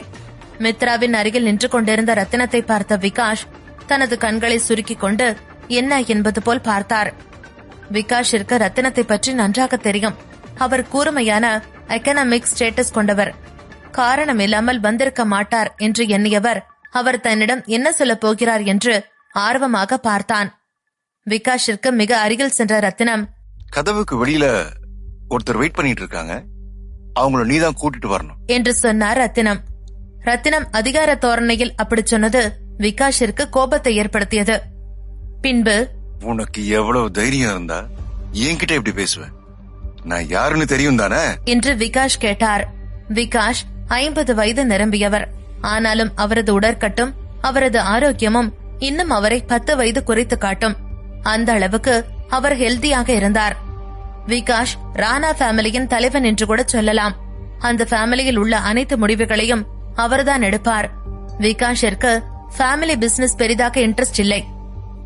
மார்ஷியல் ஆர்ட்டில் சிறந்து விளங்கினார். மெட்டீரியல் ஆர்ட்டில் சிறந்து விளங்கினார். கொஞ்ச காலமாக ராணா ஃபேமிலி பின்னோக்கிய நிலையில் சென்று கொண்டிருந்தது. அதற்கு காரணம் விகாஸ் அந்த ஃபேமிலியை விட்டு சற்று தள்ளி இருந்ததுதான். இப்பொழுது ராணா ஃபேமிலியில் நடக்கும் குளறுபடியை அறிந்த பிறகு விகாஷ் மீண்டும் அந்த ஃபேமிலிக்குள் என்ட்ரி கொடுத்தார். விகாஷ் திரும்பவும் அந்த ஃபேமிலிக்குள் வந்ததற்காக அந்த ஃபேமிலியைச் சேர்ந்தவர்கள் மட்டுமல்லாமல் அந்த ஃபேமிலியின் பழக்கக்காரர்களும் அவரை வாழ்த்துவதற்காக கையில் பரிசுடன் அங்கே வந்திருந்தார்கள். தன்னிடம் ரத்தினம் என்ன சொல்கிறார் என்று எதுவும் புரியாமல் விகாஷ் நின்று கொண்டிருந்தார். அப்பொழுது, இப்போ நீ என்ன சொன்ன? நீ ரொம்ப ஆட்டிடியூட் காட்டாத. உனக்கு இருக்கிறது ஜஸ்ட் ஒரே ஒரு சான்ஸ் தான். ஒழுங்கா வெளியில இருக்கிறவங்கள நீயே போய் கூட்டிட்டு வா என்று ரத்தினம் திரும்பவும் சொன்னார். ரத்தினம் சொன்னதை கேட்டதும் அந்த கூட்டத்தில் இருந்த அனைவரும் கோபத்தில் எழுந்தார்கள். இவனுக்கு எவ்வளவு தைரியம் இருந்தா இந்த குடும்பத்தோட மூத்தவரை, அதுவும் இந்த குடும்பத்தோட பிரஷியஸான ஒருத்தரை இப்படி மதிப்பில்லாம பேசினதும் இல்லாம யாருனே தெரியாத ஒருத்தனை கூட்டிட்டு வர வேற சொல்லுவான் என்றார்கள். அதற்குள் அனைவரும் கத்தியதில் அந்த இடமே போர்க்களம் போல காட்சியளித்தது. உடனே விகாஷ் தனது கையை உயர்த்தினார். அவரின் அந்த தோரணை ஒரு ராஜாவின் தோரணை போல இருந்தது. அதற்கு பிறகு அங்கிருந்தவர் ஒருவர் கூட வாயை திறக்கவில்லை. குண்டூசி விழுந்தால் கூட சத்தம் கேட்கும் அளவிற்கு அந்த இடம் அமைதியாக இருந்தது. நான் யாருன்னு தெரிஞ்சிருந்தோம் நானே போய் ஒருத்தனை கூட்டிட்டு வரணும்னு நீ சொல்றன்னா கண்டிப்பா அவன் யாருன்னு உனக்கு தெரியும். யார் அது என்று விகாஷ் கேட்டார். நீயே வந்து பாரு, அது யாருன்னு உனக்கே தெரியும் என்று ரத்தினம் சொன்னார். அப்படி சொன்னதும் ஒருமுறை அவனை எரித்து விடுவது போல் முறைத்தார். பின்பு எதுவும் சொல்லாமல் அந்த கோர்ட் யார்டில் இருந்து இறங்கி வெளியே சென்றார். அவர் பின்னால் ரத்தினமும் சென்றார். அதை பார்த்த ராணா ஃபேமிலியில் உள்ள அனைவரும் கோபமானார்கள். பின்பு, இவருக்கு என்னாச்சு? சாதாரண ஒரு பட்லர் வந்து அவர்கிட்ட கேக்குறான்னு அவரோட தகுதியை மறந்து அந்த பட்லர் பின்னாடி போறாரு என்று பேசிக் கொண்டிருந்தார்கள். அப்போது அங்கிருந்த இன்னொரு முதியவர், விகாஸ் அப்படி போறான்னா கண்டிப்பா அதுக்கு பின்னாடி ஏதாவது ஒரு காரணம் இருக்கும். நீங்க எல்லாரும் அமைதியா உட்காருங்க என்று சொன்னார். விகாஷ் ரத்தினத்தை கூட்டிக் கொண்டு வெளியே வந்து பார்த்தார். அங்கு யாருமே இல்லை. ரத்னம், நீ என் கூட விளையாடுறியா? இங்க யாரையுமே காணோம் என்று கர்ஜித்தார். கொஞ்ச நேரம் வெயிட் பண்ணுவோம், கண்டிப்பா அவர் வந்துருவாரு என்று ரத்தினம் சொன்னார். என்ன வெயிட் பண்ணணுமா? நான் தி கிரேட் ராணா ஃபேமிலி சேர்ந்த விகாஸ். நான் யாரோ ஒருத்தனுக்கு வெயிட் பண்ணணுமா? என்ன வச்சு நீ என்ன கிண்டல் பண்றியா? இன்னைக்கு உன்னோட சாவு என் கையில தான் என்று சொல்லிவிட்டு ரத்தினத்தை ஓங்கி ஒரு குத்து குத்தினார். விகாஷ் குத்திய குத்தில் ரத்தினம் பல அடி தூரம் பறந்து அங்கிருந்த ஒரு சுவற்றின் மீது மோதி மறுபடியும் கீழே விழுந்தார். அவர் சுவற்றில் மோதியதில் அவரது மண்டையில் அடிபட்டு ரத்தம் வழிந்தது. அவரது முகம் முழுவதும் ரத்தமாக இருந்தது. உனக்கு எவ்வளவு தைரியம் இருந்தா நீ என்னையே ஏமாத்துவ? இன்னைக்கு உனக்கு நடக்கிற இந்த சம்பவம் ஹோல் கோஸ்ட் டவுன் சிட்டி முழுவதும் பரவணும்.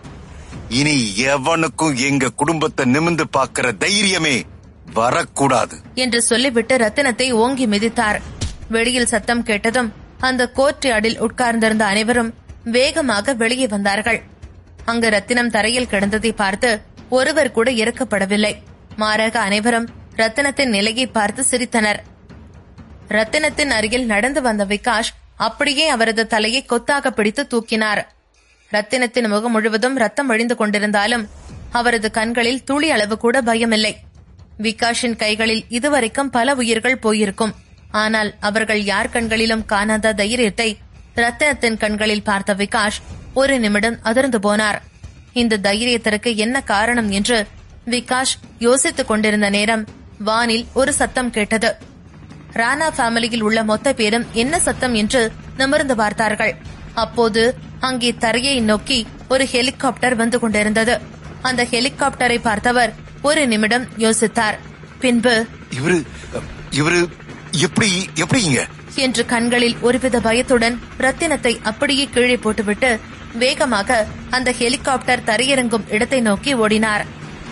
தங்கள் குடும்பத்திற்கு சிம்ம சொப்பனமாக விளங்கும் விகாஸ் இப்படி யாரோ ஒருவனை நோக்கி ஓடுவதை பார்ப்பதற்கு அங்குள்ள மக்கள் அனைவருக்கும் ஆச்சரியமாக இருந்தது. விகாஷிற்கு நன்றாக தெரியும் அது மாவீரின் ஹெலிகாப்டர் என்று. பல வருடங்களுக்கு முன்பு மாவீரை விகாஸ் ஸ்டீல் ட்ரியோவில் சந்தித்திருந்தார். அப்பொழுது மாவீர் தான் விகாஷை காப்பாற்றினார். மாவீரின் பலத்தை பற்றி விகாஷிற்கு நன்றாக தெரியும். அவருக்கு முன்பு விகாஷ் போன்ற 10 பேர் கூட நிற்க முடியாது. ஆனால் அவர் ஏன் இங்கு வந்திருக்கிறார் என்று விகாஷிற்கு எதுவும் புரியவில்லை. வேகமாக ஹெலிகாப்டரில் இருந்து இறங்கி இறுக்கமான முகத்துடன் அங்கே வந்தார் மாவீர். மிஸ்டர் மாவீர், நீங்க எப்படிங்க என்று தயங்கிய குரலுடன் கேட்டார் விகாஷ். மாவீர் அதற்கு எந்த பதிலும் சொல்லாமல் இருந்தார். பின்பு, மிஸ்டர் ரத்னம் எங்க என்று கேட்டார். ரத்னமா? அவன் இதோ இருக்கான். ஆனா மிஸ்டர் மாவீர், அவன் சாதாரண ஒரு பட்லர் தானே என்று சொன்னார். ரத்தினம் உடல் முழுவதும் ரத்தத்துடன் இருப்பதை பார்த்த மாவீர் கோபத்துடன் விகாஷை திரும்பி பார்த்தார். இது எல்லாத்துக்கும் காரணம் நீதானா? உனக்கு எவ்வளவு தைரியம் இருந்தா அவர் அடிச்சிருப்ப என்று சொல்லி விகாஷின் கன்னத்தில் ஓங்கி அறைந்தார்.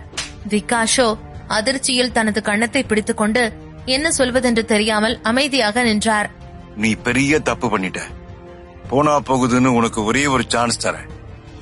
அவர் இன்னும் கொஞ்ச நேரத்துல இங்க வந்துருவாரு. அவர் வர வரைக்கும் நீ ஏன் முன்னால முட்டி போட்டு நில்லு என்று சொன்னார் மாவீர். மிஸ்டர் மாவீரின் அந்த பேச்சு ராணா ஃபேமிலி மொத்தத்தையும் அதிர வைத்தது. ரத்தினத்தின் நிலையை கண்ட மாவீர் கோபத்துடன் விகாஷின் கன்னத்தில் ஓங்கி எறிந்தார். பின்பு அங்கிருக்கும் அனைவரது முன்னிலையிலும் விகாஷை முட்டி போட்டு நிற்க சொன்னார். விகாஷிற்கு தன்னை சுற்றி என்ன நடக்கிறது என்று எதுவும் புரியவில்லை. மாவீருக்கும் விகாஷிற்கும் உறவு நன்றாகத்தான் இருந்தது. திடீரென்று மாவீர் ஏன் தன்னை அப்படி நடத்துகிறார் என்று விகாஷ் யோசித்து பார்த்தார். ஆனால் அவருக்கு எந்த ஒரு க்ளூவும் கிடைக்கவில்லை. நான் சொல்றது உன்னோட காதல விழலையா? உன்னை முட்டி போட்டு நிக்க சொன்ன என்று மறுபடியும் மாவீர் சொன்னார். தனது மொத்த குடும்பத்திற்கு முன்னாலும் தன்னை அப்படி நிற்கச் சொல்வது விகாஷிற்கு அவமானமாகத்தான் இருந்தது. அவரது மனதிற்குள் கோபம் எரிமலை போல கொழுந்து விட்டு எரியத் தொடங்கியது. ஆனாலும் அதை வெளிக்காட்டாமல் தனது கோபத்தை அடக்கிக் கொண்டு நின்றார். பின்பு அவரிடம், நீங்க யாருக்காக வெயிட் பண்றீங்களோ அவங்களுக்காக நானும் உங்களோட சேர்ந்து வெயிட் பண்றேன் என்று சொன்னார். விகாஷ் சொன்னதை கேட்டு சத்தமாக சிரித்தார் மாவீர். பின்பு, என்ன வெயிட் பண்றியா? என்னோட சேர்ந்து உன்னை வெயிட் பண்ணவா சொன்ன? ஒழுங்கா மரியாதையா நான் சொன்ன மாதிரி முட்டி போட்டு நில்லு, இல்லனா பிரச்சனை உனக்குதான் என்று சொன்னார். விகாஷிற்கு கோபம் ஒருமுறை தலைக்கு ஏறினாலும் மறுபுறம் மாவீரின் இந்த மாற்றத்திற்கு உண்மையான காரணம் என்னவாக இருக்கும் என்றும் யோசித்தவர் மாவீரின் கண்களை பார்த்தார். அவர் முட்டி போட்டு நிற்க சொல்வது அவனது நன்மைக்காகத்தான் என்பது ஓரளவுக்கு புரிந்து போனது. மாவீர் தனது நட்பு வட்டாரத்திற்காக எது வேண்டுமானாலும் செய்வார். அவரது உயிரை கொடுக்க வேண்டும் என்றாலும் தயங்காமல் கொடுப்பவர். அப்படிப்பட்டவர் இப்படி யாரோ ஒருவனுக்காக தன்னை இப்படி நடத்துகிறார் என்றால் கண்டிப்பாக வருபவர் முக்கியமானவராகத்தான் இருக்கும் என்பது விகாஷிற்கு நன்றாக புரிந்தது. மாவீர் விகாஷிற்கு பலமுறை அவருக்கே தெரியாமல் உதவியிருக்கிறார். மாவீர் இல்லை என்றால் விகாஷின் பிசினஸ் இன்று இல்லை என்று கூட சொல்லலாம். அந்த அளவுக்கு அவரின் உதவி விகாஷின் வாழ்க்கையில் பெரிதாக இருந்தது. என்ன விகாஷ், இன்னும் தயக்கமா? இப்ப நான் சொல்றத மட்டும் நீ செய்யலன்னா இதுக்கப்புறம் ஸ்டீல் ட்ரைவ்ல இருக்கிற உன்னோட பிசினஸ் மறந்துரு. என்னால உனக்கு அங்க எந்த ஒரு ஹெல்ப்பும் பண்ண முடியாது என்று சொன்னார். மாவீரின் அந்த பேச்சுக்கு விகாஸிற்கு கொலை மிரட்டல் விடுப்பது போல இருந்தது. மாவீர் சொன்னதை செய்யவில்லை என்றால் அவரது நிலை மிகவும் மோசமாகிவிடும் என்பதை நன்கு உணர்ந்தார். அவரது மொத்த ஹோப்பும் ஸ்டீல் ட்ரியோவை நம்பித்தான் இருந்தது. ஒருவேளை அங்கு ஏதாவது தவறுதலாக நடந்தால் அதன் பிறகு விகாஷின் நிலைமை மோசமானதாகிவிடும். மாவீரை பகைத்துக் கொண்டால் யாரும் தன்னுடன் பிசினஸ் செய்ய மாட்டார்கள் என்பது விகாஷிற்கு நன்றாக தெரியும். அதனால் வேறு வழியின்றி விகாஷ் ஒப்புக்கொண்டார். பின்பு தனது தலையை தாழ்த்திய வண்ணம் தரையில் முட்டி போட்டு உட்கார்ந்தார் விகாஷ். அங்கு கூடியிருந்த அனைத்து ராணா குடும்பத்திற்கும் அது மிகுந்த மன உளைச்சலை தந்தது. அவர்களும் வேறு வழியின்றி தனது கண்களை இறுக மூடிக்கொண்டு நின்றார்கள். தாரிகாவின் உடல்நிலை இன்னும் மோசமான நிலைக்கு போய்க் கொண்டிருந்தது. அவளால் அந்த வலியை சகித்துக் கொள்ள முடியவில்லை. தற்பொழுது அவள் நரகத்தின் உச்சத்தில் இருப்பது போல உணர்ந்தாள். தாரிகா அப்படி துடிப்பதை பார்த்து லக்ஷ்மியும் ஈஸ்வரியும் எதுவும் செய்ய முடியாமல் கண் கலங்கி நின்றார்கள். அம்மா, அம்மா, என்னால வலி தாங்கவே முடியலம்மா, அம்மா என்று அலறினாள் தாரிகா. தாரிகா, பிளீஸ்மா, கொஞ்ச நேரம் பொறுத்துக்கோ, உங்க அப்பா இப்ப டாக்டரோட வந்துருவாரு என்று லக்ஷ்மி அழுது கொண்டே சொன்னார். அம்மா, டாக்டர்ல யாரையும் நீங்க கூப்பிட வேண்டாம், இன்னும் கொஞ்ச நேரத்துல நான் இறந்துடுவேன்னு நினைக்கிறேன் என்று தாரிகா பேச முடியாமல் பேசினாள். தாரிகா என்று அலறிக்கொண்டு வேகமாக தாரிகாவின் அருகில் சென்றார் அவளது தாய் லக்ஷ்மி. பின்பு அவளை மெதுவாக தனது மடி மீது தூக்கி வைத்துக் கொண்டார். அம்மாடி தாரிகா, என்னம்மா பேச்சு இதெல்லாம்? இப்படியெல்லாம் நீ சொல்லாத, உன்னை விட்டு அம்மாக்கு வேற யாருமா இருக்கா என்று தனது மகளை கட்டிக்கொண்டு அழுதார். அவர்கள் இருவரையும் அந்த நிலைமையில் பார்த்த ஈஸ்வரிக்கு இன்னும் அழுகை வந்தது. உண்மையிலேயே தனது மருமகள் தன்னை விட்டு போய்விடுவாளோ என்று ஈஸ்வரி நினைத்தார். கடவுளை, என் பொண்ணு இங்க வலியில் இப்படி துடிச்சுக்கிட்டு இருக்கா, என்னால எதுவுமே பண்ண முடியலையே. என்னங்க இப்படி நீங்க அமைதியானேன்னா என்ன அர்த்தம்? டாக்டர் எப்போதான் வருவாரு என்று அங்கு நின்று கொண்டிருந்த வெற்றியிடம் லக்ஷ்மி கேட்டார். லக்ஷ்மி, டாக்டர் இன்னும் கொஞ்ச நேரத்துல வந்துருவாரு என்று வெற்றி சொன்னாலும் அங்கு உண்மையில் என்ன நடக்கிறது என்பது அவருக்கு நன்கு தெரியும் என்பதால் தனது மகளுக்கு ஏதேனும் ஆகிவிடுமோ என்ற பயம் அவருக்குள்ளும் சூழ்ந்திருந்தது. ஆனாலும் தனது மனைவியை சமாளிப்பதற்காக அவரிடம் பொய் சொன்னார். அப்போது திடீரென்று யாரோ காலிங் பெல்லை தட்டினார்கள். உடனே ஈஸ்வரி, கண்டிப்பா அது டாக்டரா தான் இருக்கும், நான் போய் பாக்குறேன் என்று சொல்லிக்கொண்டு வேகமாக ஓடி சென்று டோரை திறந்து பார்த்தார். பின்பு, டாக்டர் வந்துட்டீங்களா என்று கேட்டுக்கொண்டே நிமிர்ந்து பார்த்தார். டாக்டர் தான் என்று நம்பி நிமிர்ந்து பார்த்த ஈஸ்வரிக்கு முன்னால் நின்று கொண்டிருந்த மனிதனை பார்த்ததும் அதிர்ச்சியில் அப்படியே உறைந்து நின்றார். தனது கண்ணையே நம்ப முடியாமல் கண்களை கசக்கிவிட்டு திரும்பவும் பார்த்தார். அதே மனிதர்தான் அப்பொழுதும் அங்கு நின்று கொண்டிருந்தார். அவரது முகத்தில் பலவிதமான மாற்றங்கள் தெரிந்தது.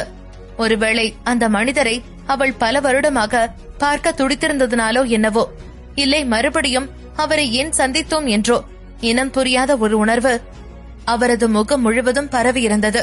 ஆம், அங்கு நின்று கொண்டிருந்தது சரவணனின் தந்தை, ஈஸ்வரனின் கணவன் சக்திவேல்தான். தனது மனைவியை பார்த்தவர் மெதுவாக புன்னகைத்தார். நான் திரும்பவும் வந்துட்டேன் என்று சொன்னார். அவரது அந்த வார்த்தையில் எந்த ஒரு அதிகாரமும் ஆணவமும் இல்லை. மாறாக சொல்ல முடியாத வலியும் எமோஷனும் தான் இருந்தது. அந்த வார்த்தையை கேட்டதும் அவரையும் அறியாமல் அவரது கண்களில் கண்ணீர் வடிய ஆரம்பித்தது. அத்தனை வருடம் கழித்து தன் மனைவியின் கண்களில் கண்ணீரை பார்த்தவர் மெதுவாக அதை துடைத்துவிட்டு அவரது கண்களை மெல்ல அசைத்தார். அந்த அசைவு போதும் இத்தனை நாள் அழுத்து தீர்த்தது, இதற்கு பிறகும் அழ வேண்டாம் என்பது போல இருந்தது. அப்பொழுதுதான் அவர் அணிந்திருந்த அந்த ஆடையை ஈஸ்வரி கவனித்தார். அவர் அணிந்திருந்த கோட்டை பார்த்தவளுக்கு இதயமெல்லாம் சொல்ல முடியாத வலியும் வேதனையுமாக இருந்தது. அவர் அணிந்திருந்த அந்த கோட் மிகவும் பழையதாக இருந்தது. அது மட்டுமல்லாமல் அந்த கோட் அவருக்கு மிகவும் சின்னதாகவும் இருந்தது. 20 வருடங்களுக்கு முன்பு தனது ஆசை கணவனுக்காக பார்த்து பார்த்து வாங்கிய கோட் அல்லவா? இத்தனை வருடம் அந்த கோட்டை தனது உயிர் போல பாதுகாத்து வந்தார் சக்திவேல். அவரது வாழ்வில் அதை 2 முறைதான் போட்டிருக்கிறார். முதல் முறை தனது மனைவியையும் குழந்தையையும் விட்டு செல்லும் போது அந்த கோட்டை போட்டார். பின்பு இன்று தன் மனைவியை பல வருடங்களுக்கு பின்பு சந்திக்க வந்த பொழுது போட்டிருக்கிறார். ஈஸ்வரி அவரை கண்ணிமைக்காமல் பார்த்து கொண்டே இருப்பதை பார்த்த சக்திவேல் சிரித்துக் கொண்டே சட்டென்று அவரை இழுத்து தன்னுடன் அணைத்துக் கொண்டார். அவர் அணைத்த அடுத்த நொடியே அவரை வேகமாக தள்ளிவிட்டார் ஈஸ்வரி. யூ ஓல்ட் மேன், இங்க என்ன நடக்குதுன்னு உனக்கு தெரியுதா இல்லையா? இத்தனை நாள் நீ எங்க போன? எதுக்காக திரும்ப வந்த? என்னோட மருமக உயிருக்கு போராடிக்கிட்டு இருக்கா. என் பையனுக்கு என்ன ஆச்சுன்னு தெரியல.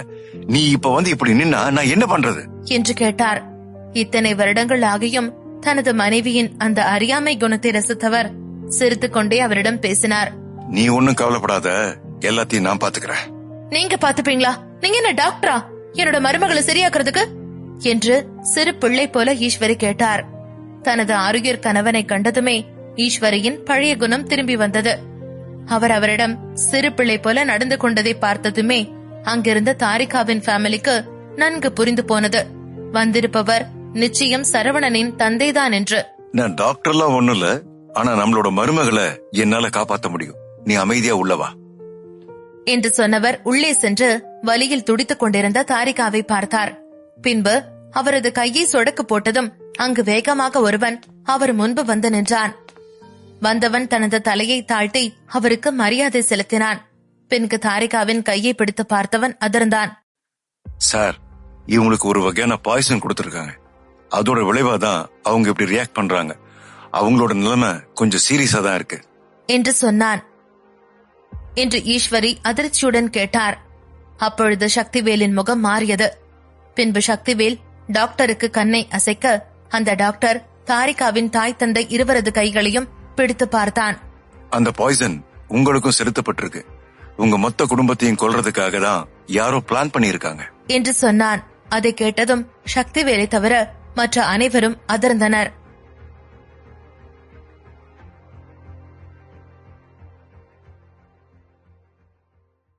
தாரிகாவின் மொத்த குடும்பத்திற்கும் பாய்சன் வைக்கப்பட்டிருக்கிறது என்பதை டாக்டர் சொன்னதும் அங்கிருந்த அனைவரும் அதிர்ந்து போனார்கள்.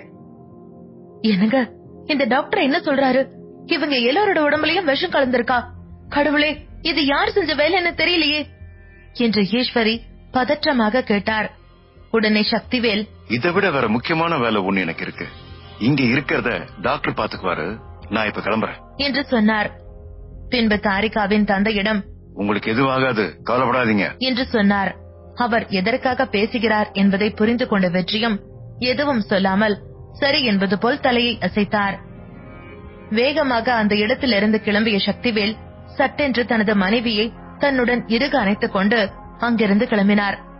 என்னங்க நீங்க என்ன பண்றீங்க? இங்க என் மருமக குடும்பமே உயிருக்கு போராடிட்டு இருக்கு. நீங்க என்னடானா இங்கிருந்து போறேன்னு சொல்லிட்டு இருக்கீங்க? என் மருமகளோட உயிரை விட நீங்க போற விஷயம் அவ்வளவு முக்கியமானதா? நீங்க பாத்தீங்க தானே, அவ எவ்வளவு அழகா இருக்கான்னு, அவள மாதிரி மருமகளுக்கு நான் எங்க போவேன் என்று தனது குழந்தைத்தனம் மாறாமல் ஈஸ்வரி தனது கணவனிடம் கேட்டார். தனது மனைவியின் பேச்சை கேட்டவர் சிரித்துக் கொண்டே அவரிடம் பேசினார். இப்பதானே கொஞ்ச நேரத்துக்கு முன்னாடி சொன்ன ஒரு முக்கியமான வேலையா போறேன்னு. நீ ஒண்ணும் கவலைப்படாத, உன்னோட மருமகளுக்கு எதுவும் ஆகாது என்று சொன்னார். அது சரி, அவ்வளவு முக்கியமா நீங்க எங்க தான் போறீங்க, யாரதான் பார்க்க போறீங்க என்று ஈஸ்வரி கேட்டார். உடனே சக்திவேல், இப்ப நான் ராணா ஃபேமிலியை தான் மீட் பண்ண போறேன் என்று சொன்னார். ராணா ஃபேமிலி என்று சொல்லும் பொழுது அவரது முகம் கோபத்தில் இறுகி இருந்தது. விகாஷ் தரையில் முட்டி போட்டு நிற்பதை பார்த்ததும் அதற்கு மேலும் சகித்துக் கொள்ள முடியாத அந்த குடும்பத்தை சார்ந்த மூத்தவர்கள் அவன் அருகில் வந்தார்கள். பின்பு, விகாஸ், உனக்கு என்ன ஆச்சு? நீ என்ன பண்ணிட்டு இருக்க? உன்னோட சேர்ந்து இந்த ராணா ஃபேமிலியோட மானத்தையும் வாங்கிட்டு இருக்க. முதல்ல நீங்க இருந்து எந்திரி என்று சொன்னார்கள். விகாஷ் அவர்கள் சொன்ன எதையும் காதில் வாங்காமல் அமைதியாக எப்படி நின்றாரோ அதே பொசிஷனில் அப்படியே நின்றார். அந்த செயல் அங்கிருந்த அனைவருக்கும் எரிச்சலை ஊட்டியது. இவன் இப்படி பண்ணிட்டு இருக்கான்? இவனுக்கு பைத்தியம் ஏதாவது பிடிச்சிருச்சா? இவன் இப்படி தரையில முட்டி போட்டு யாருக்காக காத்துட்டு இருக்கான்? இது மட்டும் வெளியில தெரிஞ்சா நம்ம ஃபேமிலியோட கௌரவம் என்ன ஆகிறது? அதுக்கப்புறம் இந்த கோஸ்ட் டவுன் சிட்டியில இருக்கிற ஒருத்தரும் நம்மள மதிக்க மாட்டாங்க என்று அவரவருக்கு தோன்றிய கருத்தை அங்கு சொல்லிக் கொண்டு நின்றார்கள். திடீரென்று அவரது கண்களில் ஒருவித ஒளி வந்து பட்டது. தனது கண்களை மூடி திறந்தவர் அங்கு யார் வருகிறார் என்று பார்த்தார். அங்கு ஒரு சொகுசு கார் வந்தது. முதலில் அதிலிருந்து சக்திவேல் இறங்கினார். பின்பு மெதுவாக தனது மனைவியின் கையை பிடித்து காரில் இருந்து கீழே இறங்கி தனது கையோடு அவரது கையை இறுக கோர்த்து கொண்டார். பின்பு சிரித்துக் கொண்டே ஏதோ வாக்கிங் போவது போல வந்தார். அவர் வந்த தோரணையை பார்க்கும்போது இங்கு சண்டை போடுவது போல் இல்லாமல் ஏதோ காதல் ஜோடிகள் வாக்கிங் செல்வது போல் இருந்தது. காரில் இருந்து சக்திவேல் இறங்கி வருவதை பார்த்ததுமே முதலில் யாரோ என்று பார்த்தவருக்கு அது சக்திவேல் தான் என்று தெரிந்ததும் ஒரு நிமிடம் அவரது மொத்த உடலும் சிலிர்த்தது. நிஜமாவே இது இவன் தானா? இவனுக்காகவா நம்ம இவ்வளவு நேரம் தரையில முட்டி போட்டுட்டு இருந்தோம்? இவனுக்காகவா மிஸ்டர் மாவீர் ஹெலிகாப்டர்ல வந்து இறங்கினாரு என்று எண்ணி அவரை அதிர்ச்சியுடன் பார்த்தார். சக்திவேலை அங்கு பார்த்ததில் விகாஷிற்கு மட்டுமில்லை, ராணா குடும்பத்தில் உள்ள மொத்த பேருக்குமே அதிர்ச்சியாகத்தான் இருந்தது. ஏனென்றால் அவர்களை பொறுத்தவரைக்கும் சக்திவேல் என்பவன் பீனிக்ஸ் ஃபேமிலியில் எதற்கும் உபயோகமற்றவன். இந்நேரம் அவன் செத்து மடிந்திருப்பான் என்று நினைத்திருந்தவர்களுக்கு அவன் உயிருடன், அதுவும் இவ்வளவு பவருடன் வந்து நிற்பது பேரதிர்ச்சியாக இருந்தது. சக்திவேலை அங்கு பார்த்ததுமே கோபத்தின் உச்சிக்கு சென்றவர் வேகமாக தரையிலிருந்து எழுந்தார். அவர் தரையிலிருந்து எழுவதை பார்த்த அடுத்த நொடியே மிஸ்டர் மாவீர் அவரை மறுபடியும் அடித்து தரையில் முட்டி போட வைத்தார். உங்க மேல எனக்கு நிறைய மரியாதை இருக்கு. நீங்க எனக்காக நிறைய பண்ணிருக்கீங்க. ஆனா அதுக்காக என் குடும்பத்தோட தன்மானத்தை என்னால விட்டு கொடுக்க முடியாது. இவன் ஒரு ஆளுன்னு இவனுக்காக எல்லாம் என்னால முட்டி போட்டு நிக்க முடியாது. தயவு செஞ்சு இதுக்கு மேல என்ன எதுவும் சொல்லாதீங்க என்று சொல்லிவிட்டு வேக வேகமாக எழுந்து நின்றான். நீ என்ன பண்றன்னு உனக்கு தெரியுதா என்று சொல்லிவிட்டு மறுபடியும் அவனது கையை பிடித்து தரையில் முட்டி போட வைத்தவர் விகாசுடன் சேர்ந்து மாவீரும் முட்டி போட்டு தனது தலையை தாழ்த்தி கொண்டு நின்றார். மாவீர் தரையில் முட்டி போட்டு அமர்ந்திருப்பதை பார்த்ததும் ஒரு நிமிடம் விகாஷின் இதயம் துடிப்பதையே நிறுத்தி இருந்தது. இங்க என்ன நடக்குது மிஸ்டர் மாவீர்? முட்டி போடுற அளவுக்கு இவன் அவ்வளவு பெரிய ஆளா என்று குழம்பி போய் நின்றார் விகாஷ். அங்கு ஒரு பிரளயமே நடந்து கொண்டிருக்க அங்கே அவர் தனது ஆசை மனைவியின் கைகளை கோர்த்த வண்ணம் ஏதேதோ கதைகள் பேசி சிரித்துக் கொண்டு வந்தார். ஒரு வழியாக அவர்கள் அருகில் வந்தவர் மிகவும் சாந்தமான குரலில் பேசினார். நீங்க ரெண்டு பேரும் ஏன் இப்படி முட்டி போட்டு நிக்கிறீங்க? இங்க என்ன நடக்குது என்று கேட்டார். அவரின் அந்த கேள்வி விகாஷிற்கு இன்னும் கோபத்தை ஏற்படுத்த அவரை பார்த்து முறைத்துக் கொண்டிருந்தார். அந்த பார்வை, உனக்கு இதை பத்தி எதுவும் தெரியாதா? இது எல்லாத்திற்கும் காரணம் நீதானே என்பது போல் இருந்தது. விகாஷிற்கு பதில் எதுவும் சொல்லாமல் நின்றதை பார்த்த ராணா ஃபேமிலிக்கோ கோபம் இன்னும் அதிகமானது. அவனை இவ்வளவு பக்கத்துல பார்த்ததுக்கு அப்புறமும் அவன் எந்திரிச்சு நிக்காம இன்னும் முட்டி போட்டு நின்னு நம்ம குடும்பமானதை வாங்கிட்டு இருக்கான் என்று சொல்லி தலையில் அடித்துக் கொண்டு அனைவரும் அங்கிருந்து உள்ளே சென்றனர். சரி, ரத்னம் எங்க என்று மறுபடியும் அதே கணீர் குரலில் சக்திவேல் கேட்டார். பாஸ், நான் இங்க இருக்கேன் என்று சொல்லிவிட்டு ரத்தினம் தனது கையில் இருந்த டிஷ்யூவை எடுத்து ரத்தத்தை துடைத்துக் கொண்டு அவர் அருகில் வந்து நின்றார். ரத்னம், are you all right? என்று சக்திவேல் கேட்டார். Yes sir, I'm all right. என்று ரத்தினம் சொன்னார். விகாஸ், எதுக்கு இப்படி நீ முட்டி போட்டுக்கிட்டு இருக்க? இந்த குடும்பத்துல இன்னைக்கு எவ்வளவு பெரிய ஃபங்க்ஷன் நடக்குது. உன்னை பாராட்டுறதுக்காக எத்தனை பேர் வந்திருக்காங்க. நீ ஏன் இப்படி பண்ற? ரொம்ப வருஷம் ஆச்சு இந்த குடும்பத்துல இப்படி ஒரு சண்டை நடந்து. அதான் நானும் அதை பார்க்க ரொம்ப ஆர்வமா இருக்கேன். வாங்க எல்லாரும் முதல்ல உள்ள போய் என்ன நடக்குதுன்னு பார்க்கலாம் என்று சொல்லிவிட்டு சக்திவேல் அங்கிருந்து உள்ளே சென்றார். சக்திவேல் உள்ளே செல்லும் வரை தனது தலையை தாழ்த்தி இருந்த மிஸ்டர் மாவீர் அவர் அங்கிருந்து போனதும் தான் ஒரு நீண்ட பெருமூச்சு விட்டார். கடவுளே, நல்ல வேளை எதுவும் ஆகல என்று சொன்னார். மிஸ்டர் மாவீர், இங்க என்ன நடக்குது? எனக்கு எதுவும் புரியல. நீங்க எதுக்கு அவனுக்கு இவ்ளோ ரெஸ்பெக்ட் கொடுக்கறீங்க என்று கேட்டார் விகாஸ். விகாஸ், எனக்கு வேற வழி தெரியல. ஸ்டீல் ட்ரையோவே தலைகீழா மாறி கிடக்கு. ஒரே நைட்ல அது இருந்த இடம் தெரியாம அவர் அழிச்சிட்டாரு. அதுக்கப்புறம் எனக்கு நெருங்கிய நண்பர் மூலமா தான் இங்க என்ன நடக்குதுன்னு, இதுக்கப்புறம் என்ன நடக்க போகுதுன்னு தெரிஞ்சிச்சு. அதனாலதான் நான் உடனே இங்க வந்தேன். எனக்கு தெரியும் உனக்கு அந்த ஸ்டீல் ட்ரையோ எவ்வளவு முக்கியம்னு. அதை காப்பாத்திக்கணும்னா உன்னோட தன்மானத்தை விட்டுட்டு அவர்கிட்ட மன்னிப்பு கேளு. அவர் இங்க யார் கூடயும் சண்டை போடுறதுக்காக வரல. அவரோட பையனை பாக்குறதுக்காக மட்டும்தான் வந்திருக்காரு. ஆமா, அவரோட பையன் எங்க என்று கேட்டார் மாவீர். நீங்க என்ன சொல்றீங்க? நிஜமாவே அவனுக்கு அவ்வளவு பவர் இருக்கா? இப்ப நான் என்ன பண்றது? அவனோட பையன் நிச்சயமா இன்னைக்கு உயிர் படைக்கிறது கஷ்டம். அவன் மோதுறது கிஷான் கூட. இப்ப என்ன செய்யறது? நான் போனா மட்டும்தான் இங்க நடக்க இருக்க அசம்பாவித்தை தடுக்கலாம் என்று சொன்னவர் வேகமாக எழுந்து சண்டை நடக்க இருக்கும் இடத்திற்கு சென்றார். சண்டை நடக்கும் இடத்தில் இருந்த அனைவரும் கோஷமிட்டார்கள். நிஷாந்த், அவனை உயிரோடவே விடாத. இன்னைக்கே அவன் இறந்து போகணும் என்று அனைவரும் கத்தினார்கள். கிஷானோ, நிஷாந்தோட உயிர் எப்படி வழியில போச்சோ அதே மாதிரியே உன்னோட உயிரும் போகணும். இன்னைக்கு நீ கொடூரமான முறையில சாக போற என்று சொல்லிக் கொண்டு நின்றான். அப்பொழுது திடீரென்று கிசானின் செல்போன் சினுங்கியது. அதை எடுத்து பார்த்தவன் அதில் விகாஷின் எண்ணை பார்த்ததும் போனை அட்டெண்ட் செய்தான். பின்பு, நீங்க ஒண்ணும் கவலைப்படாதீங்க, கண்டிப்பா இன்னைக்கு அவனோட சாவு என் கையில தான் என்று சொன்னான். உடனே விகாஷ் சத்தமாக கத்தினார். யூ ஃபூல், தப்பான எதையும் பண்ணாத. நீ முதல்ல மேல இருந்து கீழே இறங்கு. அவன் மேல உன்னோட விரல் கூட படக்கூடாது. கிஷான், நான் சொல்றது உனக்கு புரியுதா என்று கத்தினார். இத்தனை நாள் நிஷாந்த் என்று நம்பிக்கொண்டிருந்த ராணா ஃபேமிலியில் உள்ள அனைவரும் அந்த பெயரை கேட்டதும் அப்படியே அதிர்ந்து நின்றார்கள்.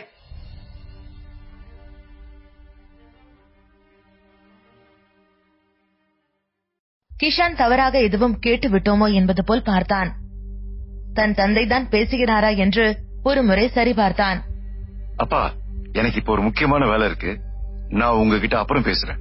2 நிமிஷத்துல முடிச்சிட்டு கூப்பிடுறேன் என்று கூறி பட்டென்று அழைப்பை துண்டித்தான் கிஷான்.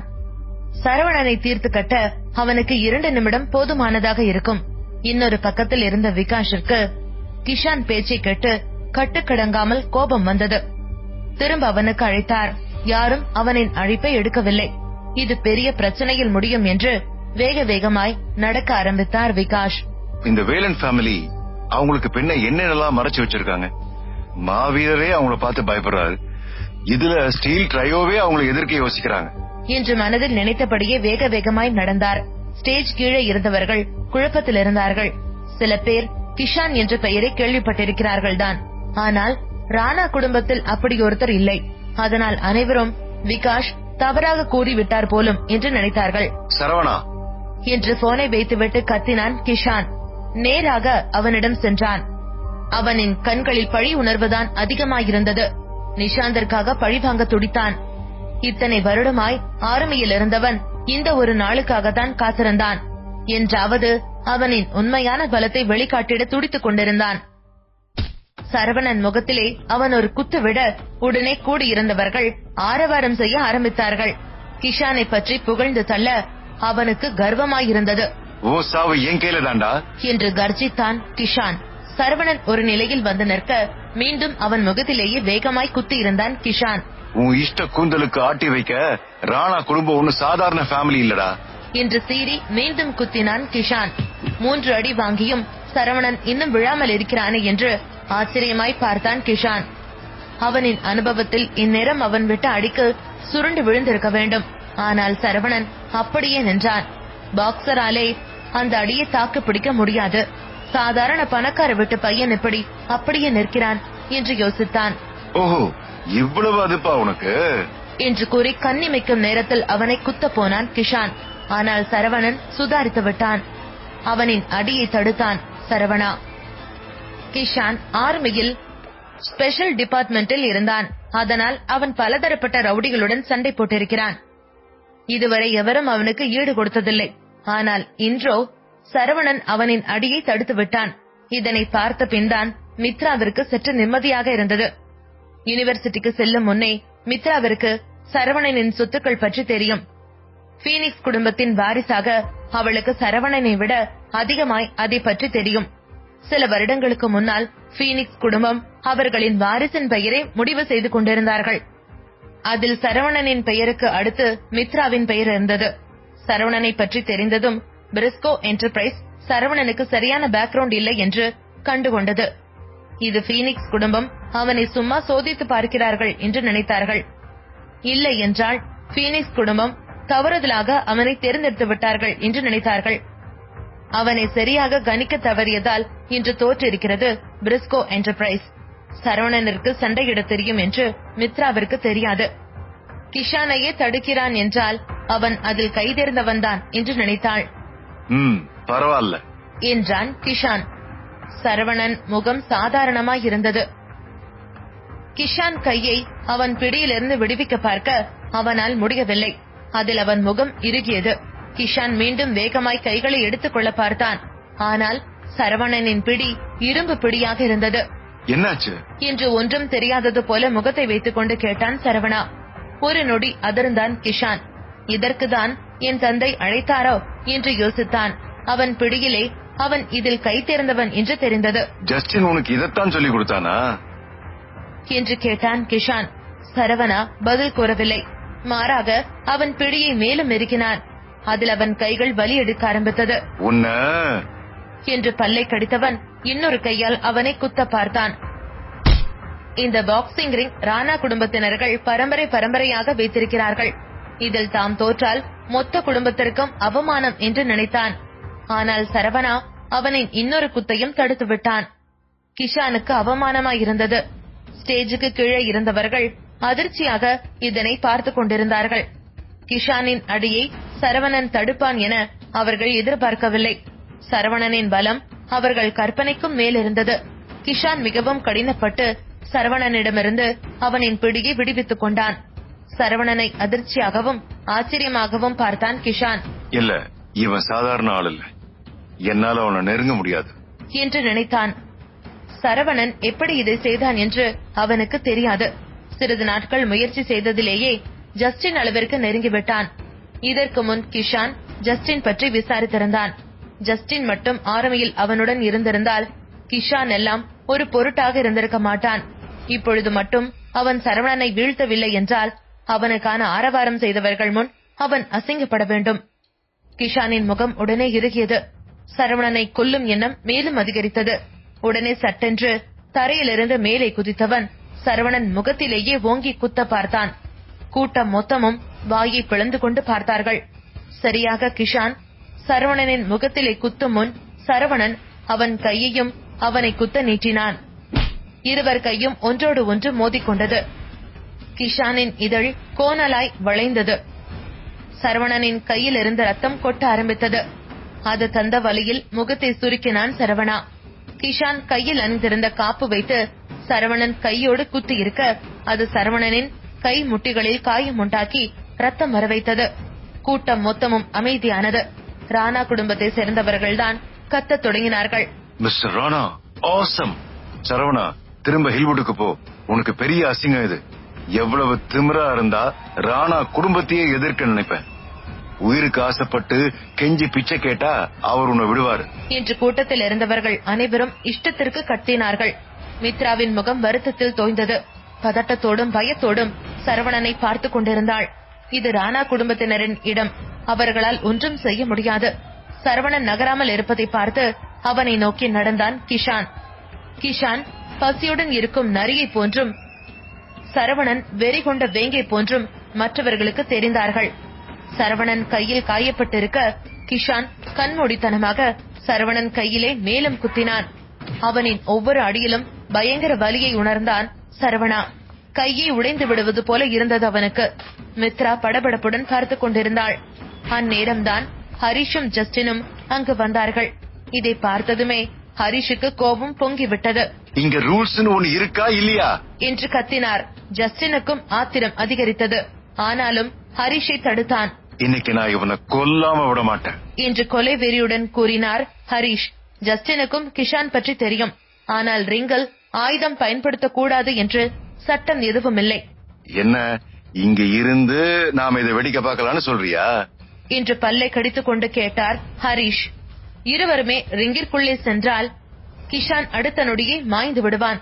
அவர் ஆத்திரத்தில் கத்த சரவணன் மெல்ல திரும்பவும் எழுந்தான். கிஷான் மித்ரா பக்கம் திரும்பி நக்கலாய் சிரித்தான். மித்ரா, நான் உனக்கு கடைசியா ஒரு சான்ஸ் தரேன். நீ முட்டி போட்டா நான் இவனை விட்டுருவேன் என்று கர்ஜித்தான். மித்ரா பேச்சற்று நின்றாள். அவள் அசையாமல் இருப்பதை கண்டவனுக்கு இன்னும் கோபம் அதிகரித்தது. என்ன, நான் சொன்னது புரியலையா என்று அவளை பார்த்துக் கொண்டே சரவணனை குத்தினான் கிஷான். காயப்பட்ட இடத்திலே குத்திட சரவணனுக்கு இன்னும் எரிச்சலை கொடுத்தது. மித்ரா நடுக்கத்துடன் மெல்ல தலையசைத்தாள். சரவணனை விட்டு விடுவான் என்றால் அவனுக்காக என்ன வேண்டுமென்றாலும் அவள் செய்ய நினைத்தாள். மித்ரா முட்டி போட காலை மடக்க சரவணன் கிஷான் முகத்திலேயே குத்தியிருந்தான். உன்னை கொல்லாம விட மாட்டேன்டா என்று மீண்டும் கிஷான் சரவணனை குத்த வந்தான். ஆனால் சரவணன் கையை கெட்டியாக பிடித்து வளைக்க ஆரம்பித்தான். ஒரு கையால் அவனை வளைக்க மறு கையால் கிஷானின் முகத்திலேயே குத்தினான்.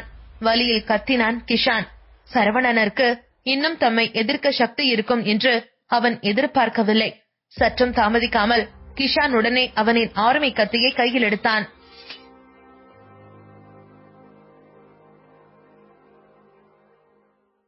சரவணா, ஜாக்கிரதை என்று அலறினாள் மித்ரா. அதற்கு முன்பே கிஷான் கத்தியை எடுத்திருந்தான். அவனின் இந்த சிறிய கத்தி பல பெயரை கொல்ல அவனுக்கு உதவி இருக்கிறது. ரிங்குக்கு வெளியே இருந்தவர்கள் ஏதோ சரியில்லை என்று அப்பொழுதுதான் உணர்ந்தார்கள். கிஷான் சண்டையிடும் போது காப்பை வைத்து அடித்தான் என்பதை கூட அவர்களால் ஏற்க முடிந்தது. ஆனால் கத்தியை பயன்படுத்துவது மிகவும் மோசமான ஒன்றாக நினைத்தார்கள். என்ன, ராணா குடும்பம் பலம் எல்லாம் அவ்வளவுதானா? வெறும் வாய்ச்சோடால் போல, செயல்ல ஒண்ணும் இல்ல. கோல மாதிரி கத்தி எடுத்துட்டான் என்று கூட்டத்தில் இருந்தவர்கள் சரவணனிற்கு சாதகமாய் பேச ஆரம்பித்தார்கள். ஆனால் கிஷானுக்கு எங்கே வெக்க, மானம், ரோஷமெல்லாம் இருக்கிறது? இவர்கள் பேசுவதை கேட்டு சத்தமாய் சிரித்தான் மானம் கெட்டவன். சரவணன் கையில் இருந்து உதிரம் நிற்காமல் வடிந்தது. அதிலும் அவனை குத்தினான் சரவணா. கிஷான் மற்றவர்கள் ஏற்று பேச்சு எல்லாம் பொருட்படுத்தாமல் சிரித்தான். அவனின் தம்பியை எந்த ஆதாரமும் இல்லாமல் கொன்றவனை கொல்லாமல் விடமாட்டேன் என்று நினைத்துக் கொண்டான். வெளியே இருந்து பார்த்துக் கொண்டே இருந்த மித்ராவிற்கு இதயம் அதிகமாய் வலித்தது. அந்த கத்தி அவளின் நெஞ்சில் குத்தியது போல வலியை உணர்ந்தாள். கிஷான் சரவணன் உடலில் கத்தியை குத்தியிருந்தான். இதை கண்டவளுக்கு பெரும் அதிர்ச்சியாயிருந்தது. வலி சரவணனின் மூளை வரை சென்று அவனை இம்சித்தது. ஆனாலும் ஒற்றை கையால் கிஷானின் தோளை அழுத்தி பிடித்தவன் இன்னொரு கையால் அவனின் கத்தியை தடுத்து நிறுத்தினான். இன்னைக்கு உன்னை கொல்லாம விட மாட்டேன்டா என்று தன் தம்பியின் சாவுக்கு பழிதீர்க்க துடித்தான் கிஷான். கடந்த 20 வருடமாய் அவன் ஆர்மியில்தான் இருந்தான். அவன் தம்பியை புகைப்படத்தில் மட்டுமே பார்த்திருந்தான். என்னதான் டெக்னாலஜி வளர்ந்திருந்தாலும் வீடியோ காலில் கூட அவர்கள் இருவரும் பேசிக் கொண்டதில்லை. நிஷாந்த் இறந்த பின்தான் அவன் ஆர்மியை விட்டு வீடு திரும்பினான். ஒரு பக்கம் நிஷாந்தின் சாவு அவனுக்கு விடுதலையை கொடுத்தது. அதனால்தான் அவனால் ஆர்மியை விட்டு வர முடிந்தது. என்ன யோசிச்சுட்டு இருக்க என்று கேட்ட சரவணா அவனின் கையை இறுக்கமாக பிடித்துக் கொண்டான். கண்களில் ரௌத்ரம் தெறிக்க கிஷானை பார்த்தான். சரவணனிற்கு இன்னும் சண்டை போடும் ஆசை இருக்கிறதா என்று நம்ப முடியாமல் பார்த்தான் கிஷான். சரவணன் கூறி முடித்ததும் ஆக்ரோஷமாய் கிஷானை வளைத்து பிடித்து அவன் கட்டுக்குள் கொண்டு வந்திருந்தான். கிஷான் மிரளவில்லை. சரவணன் இரு கைகளாலும் அவனை வளைத்து பிடித்திருப்பதனால் அவனால் அடிக்க முடியாது என்று நினைத்தான். ஆனால் சரவணன் அவன் தலையால் கிஷான் தலையிலேயே நங்கென்று முட்டினான். அதில் கிஷானின் சிறு மூளையும் பெருமூளையும் ஒரு நொடி கதகளி ஆடியது போல் உணர்ந்தான். கிஷான் ஆடி போய்விட்டான். வெறும் ஒரே ஒரு அடியில் அவனின் தலையை இரண்டாய் பிளப்பது போல் உணர்ந்தான். இன்னும் முடியலடா, என் ஆளுங்க மேல கை வைக்க நினைக்காத என்று கர்ஜித்தான் சரவணா. அடுத்த நொடியே திரும்பவும் அதீத பலத்துடன் கிஷானின் தலையிலேயே வேகமாய் மோதினான் சரவணா. மித்ரா அதிர்ச்சியில் உறைந்து நின்றாள்.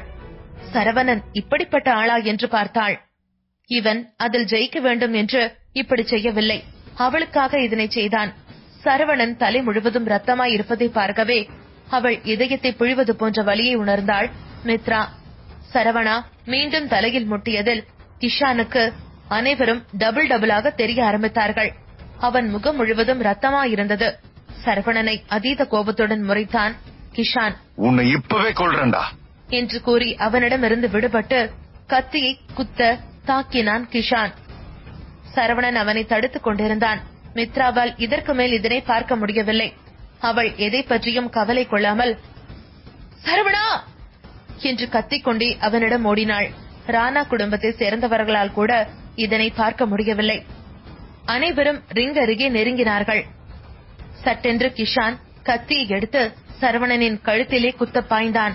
மித்ரா அதிர்ச்சியில் உறைந்து விட்டாள். ஆனால் நல்ல வேளையாக மின்னல் வேகத்தில் ஜஸ்டின் சரவணன் முன்பு நின்றிருந்தான். கிஷான் கையில் இருக்கும் கத்தியை வளைத்து பிடித்துக் கொண்டான். ஆர்மி கத்தியை எப்படி யூஸ் பண்ணணும்னு உனக்கு நான் சொல்லித்தரேன் என்று கூறியவன் கிஷான் கையை இறுக்கமாக பிடித்து அவன் கழுத்திலேயே அழுத்தமாய் பதித்து ஒரே இழுப்பில் அவனின் கழுத்தை அறுத்தான் ஜஸ்டின். ரத்தம் அவன் முகத்தில் பீற்றி அடித்தது. ரிங் அருகே இருந்தவர்கள் முகத்திலும் தெரித்தது. மித்ரா உடல் நடுங்க நின்று கொண்டிருந்தாள். அந்நேரம்தான் அங்கு வந்தார் விகாஷ். அவனை விட்டுருங்க என்று பதட்டத்தில் கத்தினார். ஆனால் இனி அவர் கத்தி என்ன பிரயோஜனம்? எல்லாம் முடிந்து விட்டதே. அங்கு இருப்பவர்களுக்கு முன்னவே தெரியும் சரவணன் முன் ராணா குடும்பம் ஒன்றுமில்லை என்று. ஆனால் விகாஷே வந்து இப்படி கெஞ்சுவார் என்று அவர்கள் எதிர்பார்க்கவில்லை. விகாஷ் சொன்ன நொடி ஜஸ்டின் நிறுத்தி இருந்தால் கிஷான் உயிருடன் இருந்திருப்பான். ஆனால் ஜஸ்டினை அவரால் தடுக்க முடியுமா? அவர் கெஞ்சியும் அவன் நிறுத்தவில்லை. ஜஸ்டின் கிஷான் தலையிலிருந்து கையை எடுக்க அவன் தலை தரையில் உருண்டு விழுந்தது. விகாஷ் தம்பித்து விட்டார். ராணா குடும்பத்தின் இரட்டை பிள்ளைகளும் இப்பொழுது இல்லை. அவர் வாழ்நாளில் கடினப்பட்டதெல்லாம் வீணானது. விகாஷுக்கு கண்மண் தெரியாமல் கோபம் வந்தது. ஆத்திரத்தில் கத்தினார். ஜஸ்டின் மிகவும் சாந்தமாய் நின்று கொண்டிருந்தான். சுற்றி இருந்தவர்களுக்கு விகாஷின் கோபம் கண்டு உடல் நடுங்க ஆரம்பித்தது. ஜஸ்டின் விகாஷை கண்டுகொள்ளவில்லை. சரவணன் பக்கம் திரும்பினான். நீ ஓகேவா என்று ரத்தத்தில் மூழ்கி இருப்பவனை பார்த்து கேட்டான். சரவணா முகம் வீங்கி நிறைய காயங்களோடு இருந்தான். சரவணன் முகத்தை கையில் ஏந்தியவன், நான் நினைச்ச அளவு பெரிய காயம்லாம் ஒண்ணு இல்ல, சரி வா போலாம் என்று அவனை கைத்தாங்கலாக அழைத்துச் சென்றான் ஜஸ்டின்.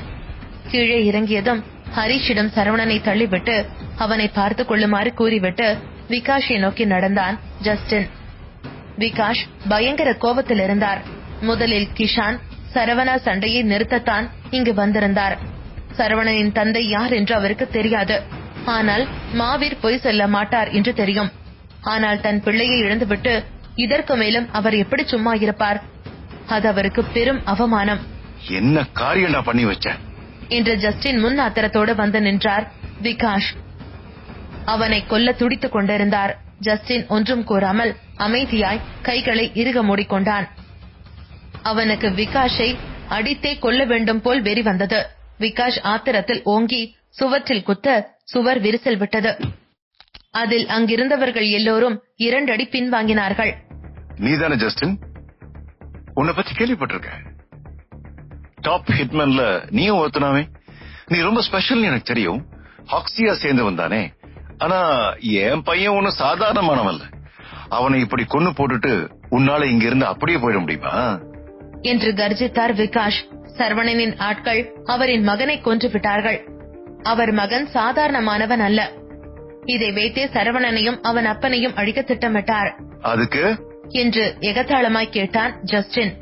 அவனின் திமிர் பார்வையும் பேச்சும் விகாஷை மேலும் சூடேற்றியது.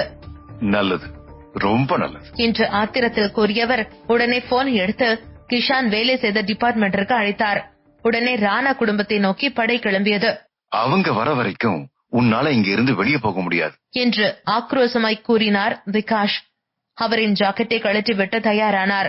தன் மகன்கள் இருவரையும் கொன்றவர்களை சும்மா விடக்கூடாது என்று அவரை களத்தில் இறங்கினார். அவரின் உடல் இன்னும் இரும்பு உடலாக இருந்தது. ஜஸ்டின் பின்னால் திரும்பி சரவணனை பார்த்தான்.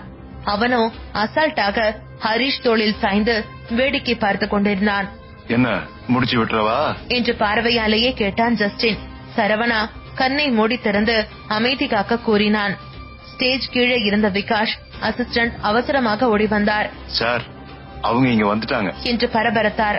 அவ்வளவு சீக்கிரத்தில் அவர்களால் எப்படி இங்கே வர முடியும் என்று யோசித்த விகாஷ், ஆனால் உள்ளே வந்தது சரவணனின் தந்தை. என்ன, நீ இங்க ஆளுங்களை கூப்பிட்டிருக்கியா என்று அவரை பார்த்து கேட்டார் விகாஷ். ஆமா என தலையசைத்தார் அப்பா. அதில் சத்தமாய் சிரித்தார் விகாஷ். மத்தவங்களை கூப்பிட்டு நீ ரொம்ப பெரிய தப்பு பண்ற. ஓ சாவுக்கு நீ ரூட்டு போட்டுக்கிற என்றார் விகாஷ். அதில் கழுக்கென்று சிரித்தார் அப்பா. இல்ல, என் முடிவு என்னைக்குமே தப்பாகாது என்றார். எப்படிப்பட்ட ஆளுங்க வராங்கன்னு தான் பாக்குறேன் என்று கூறிய விகாஷிற்கு கோஸ்ட் டவுனில் அவர்களை எதிர்க்க யாரும் இல்லை என்கிற நினைப்பு. என் பையன் பண்ணது தப்புதான் என்றார். இப்ப சொல்லி என்ன பிரயோஜனம்? யாரையும் சும்மா விட மாட்டேன். இப்போது சீறினார் விகாஷ். என் பையனுக்கு இன்னும் சில விஷயம் புரியல. பாவம் சின்ன பையன், குடும்பத்துல ஒருத்தரையும் விட்டு வைக்க கூடாதுன்னு நான் அவனுக்கு சொல்லித்தரேன் என அழுத்தமாய் கூறினார்.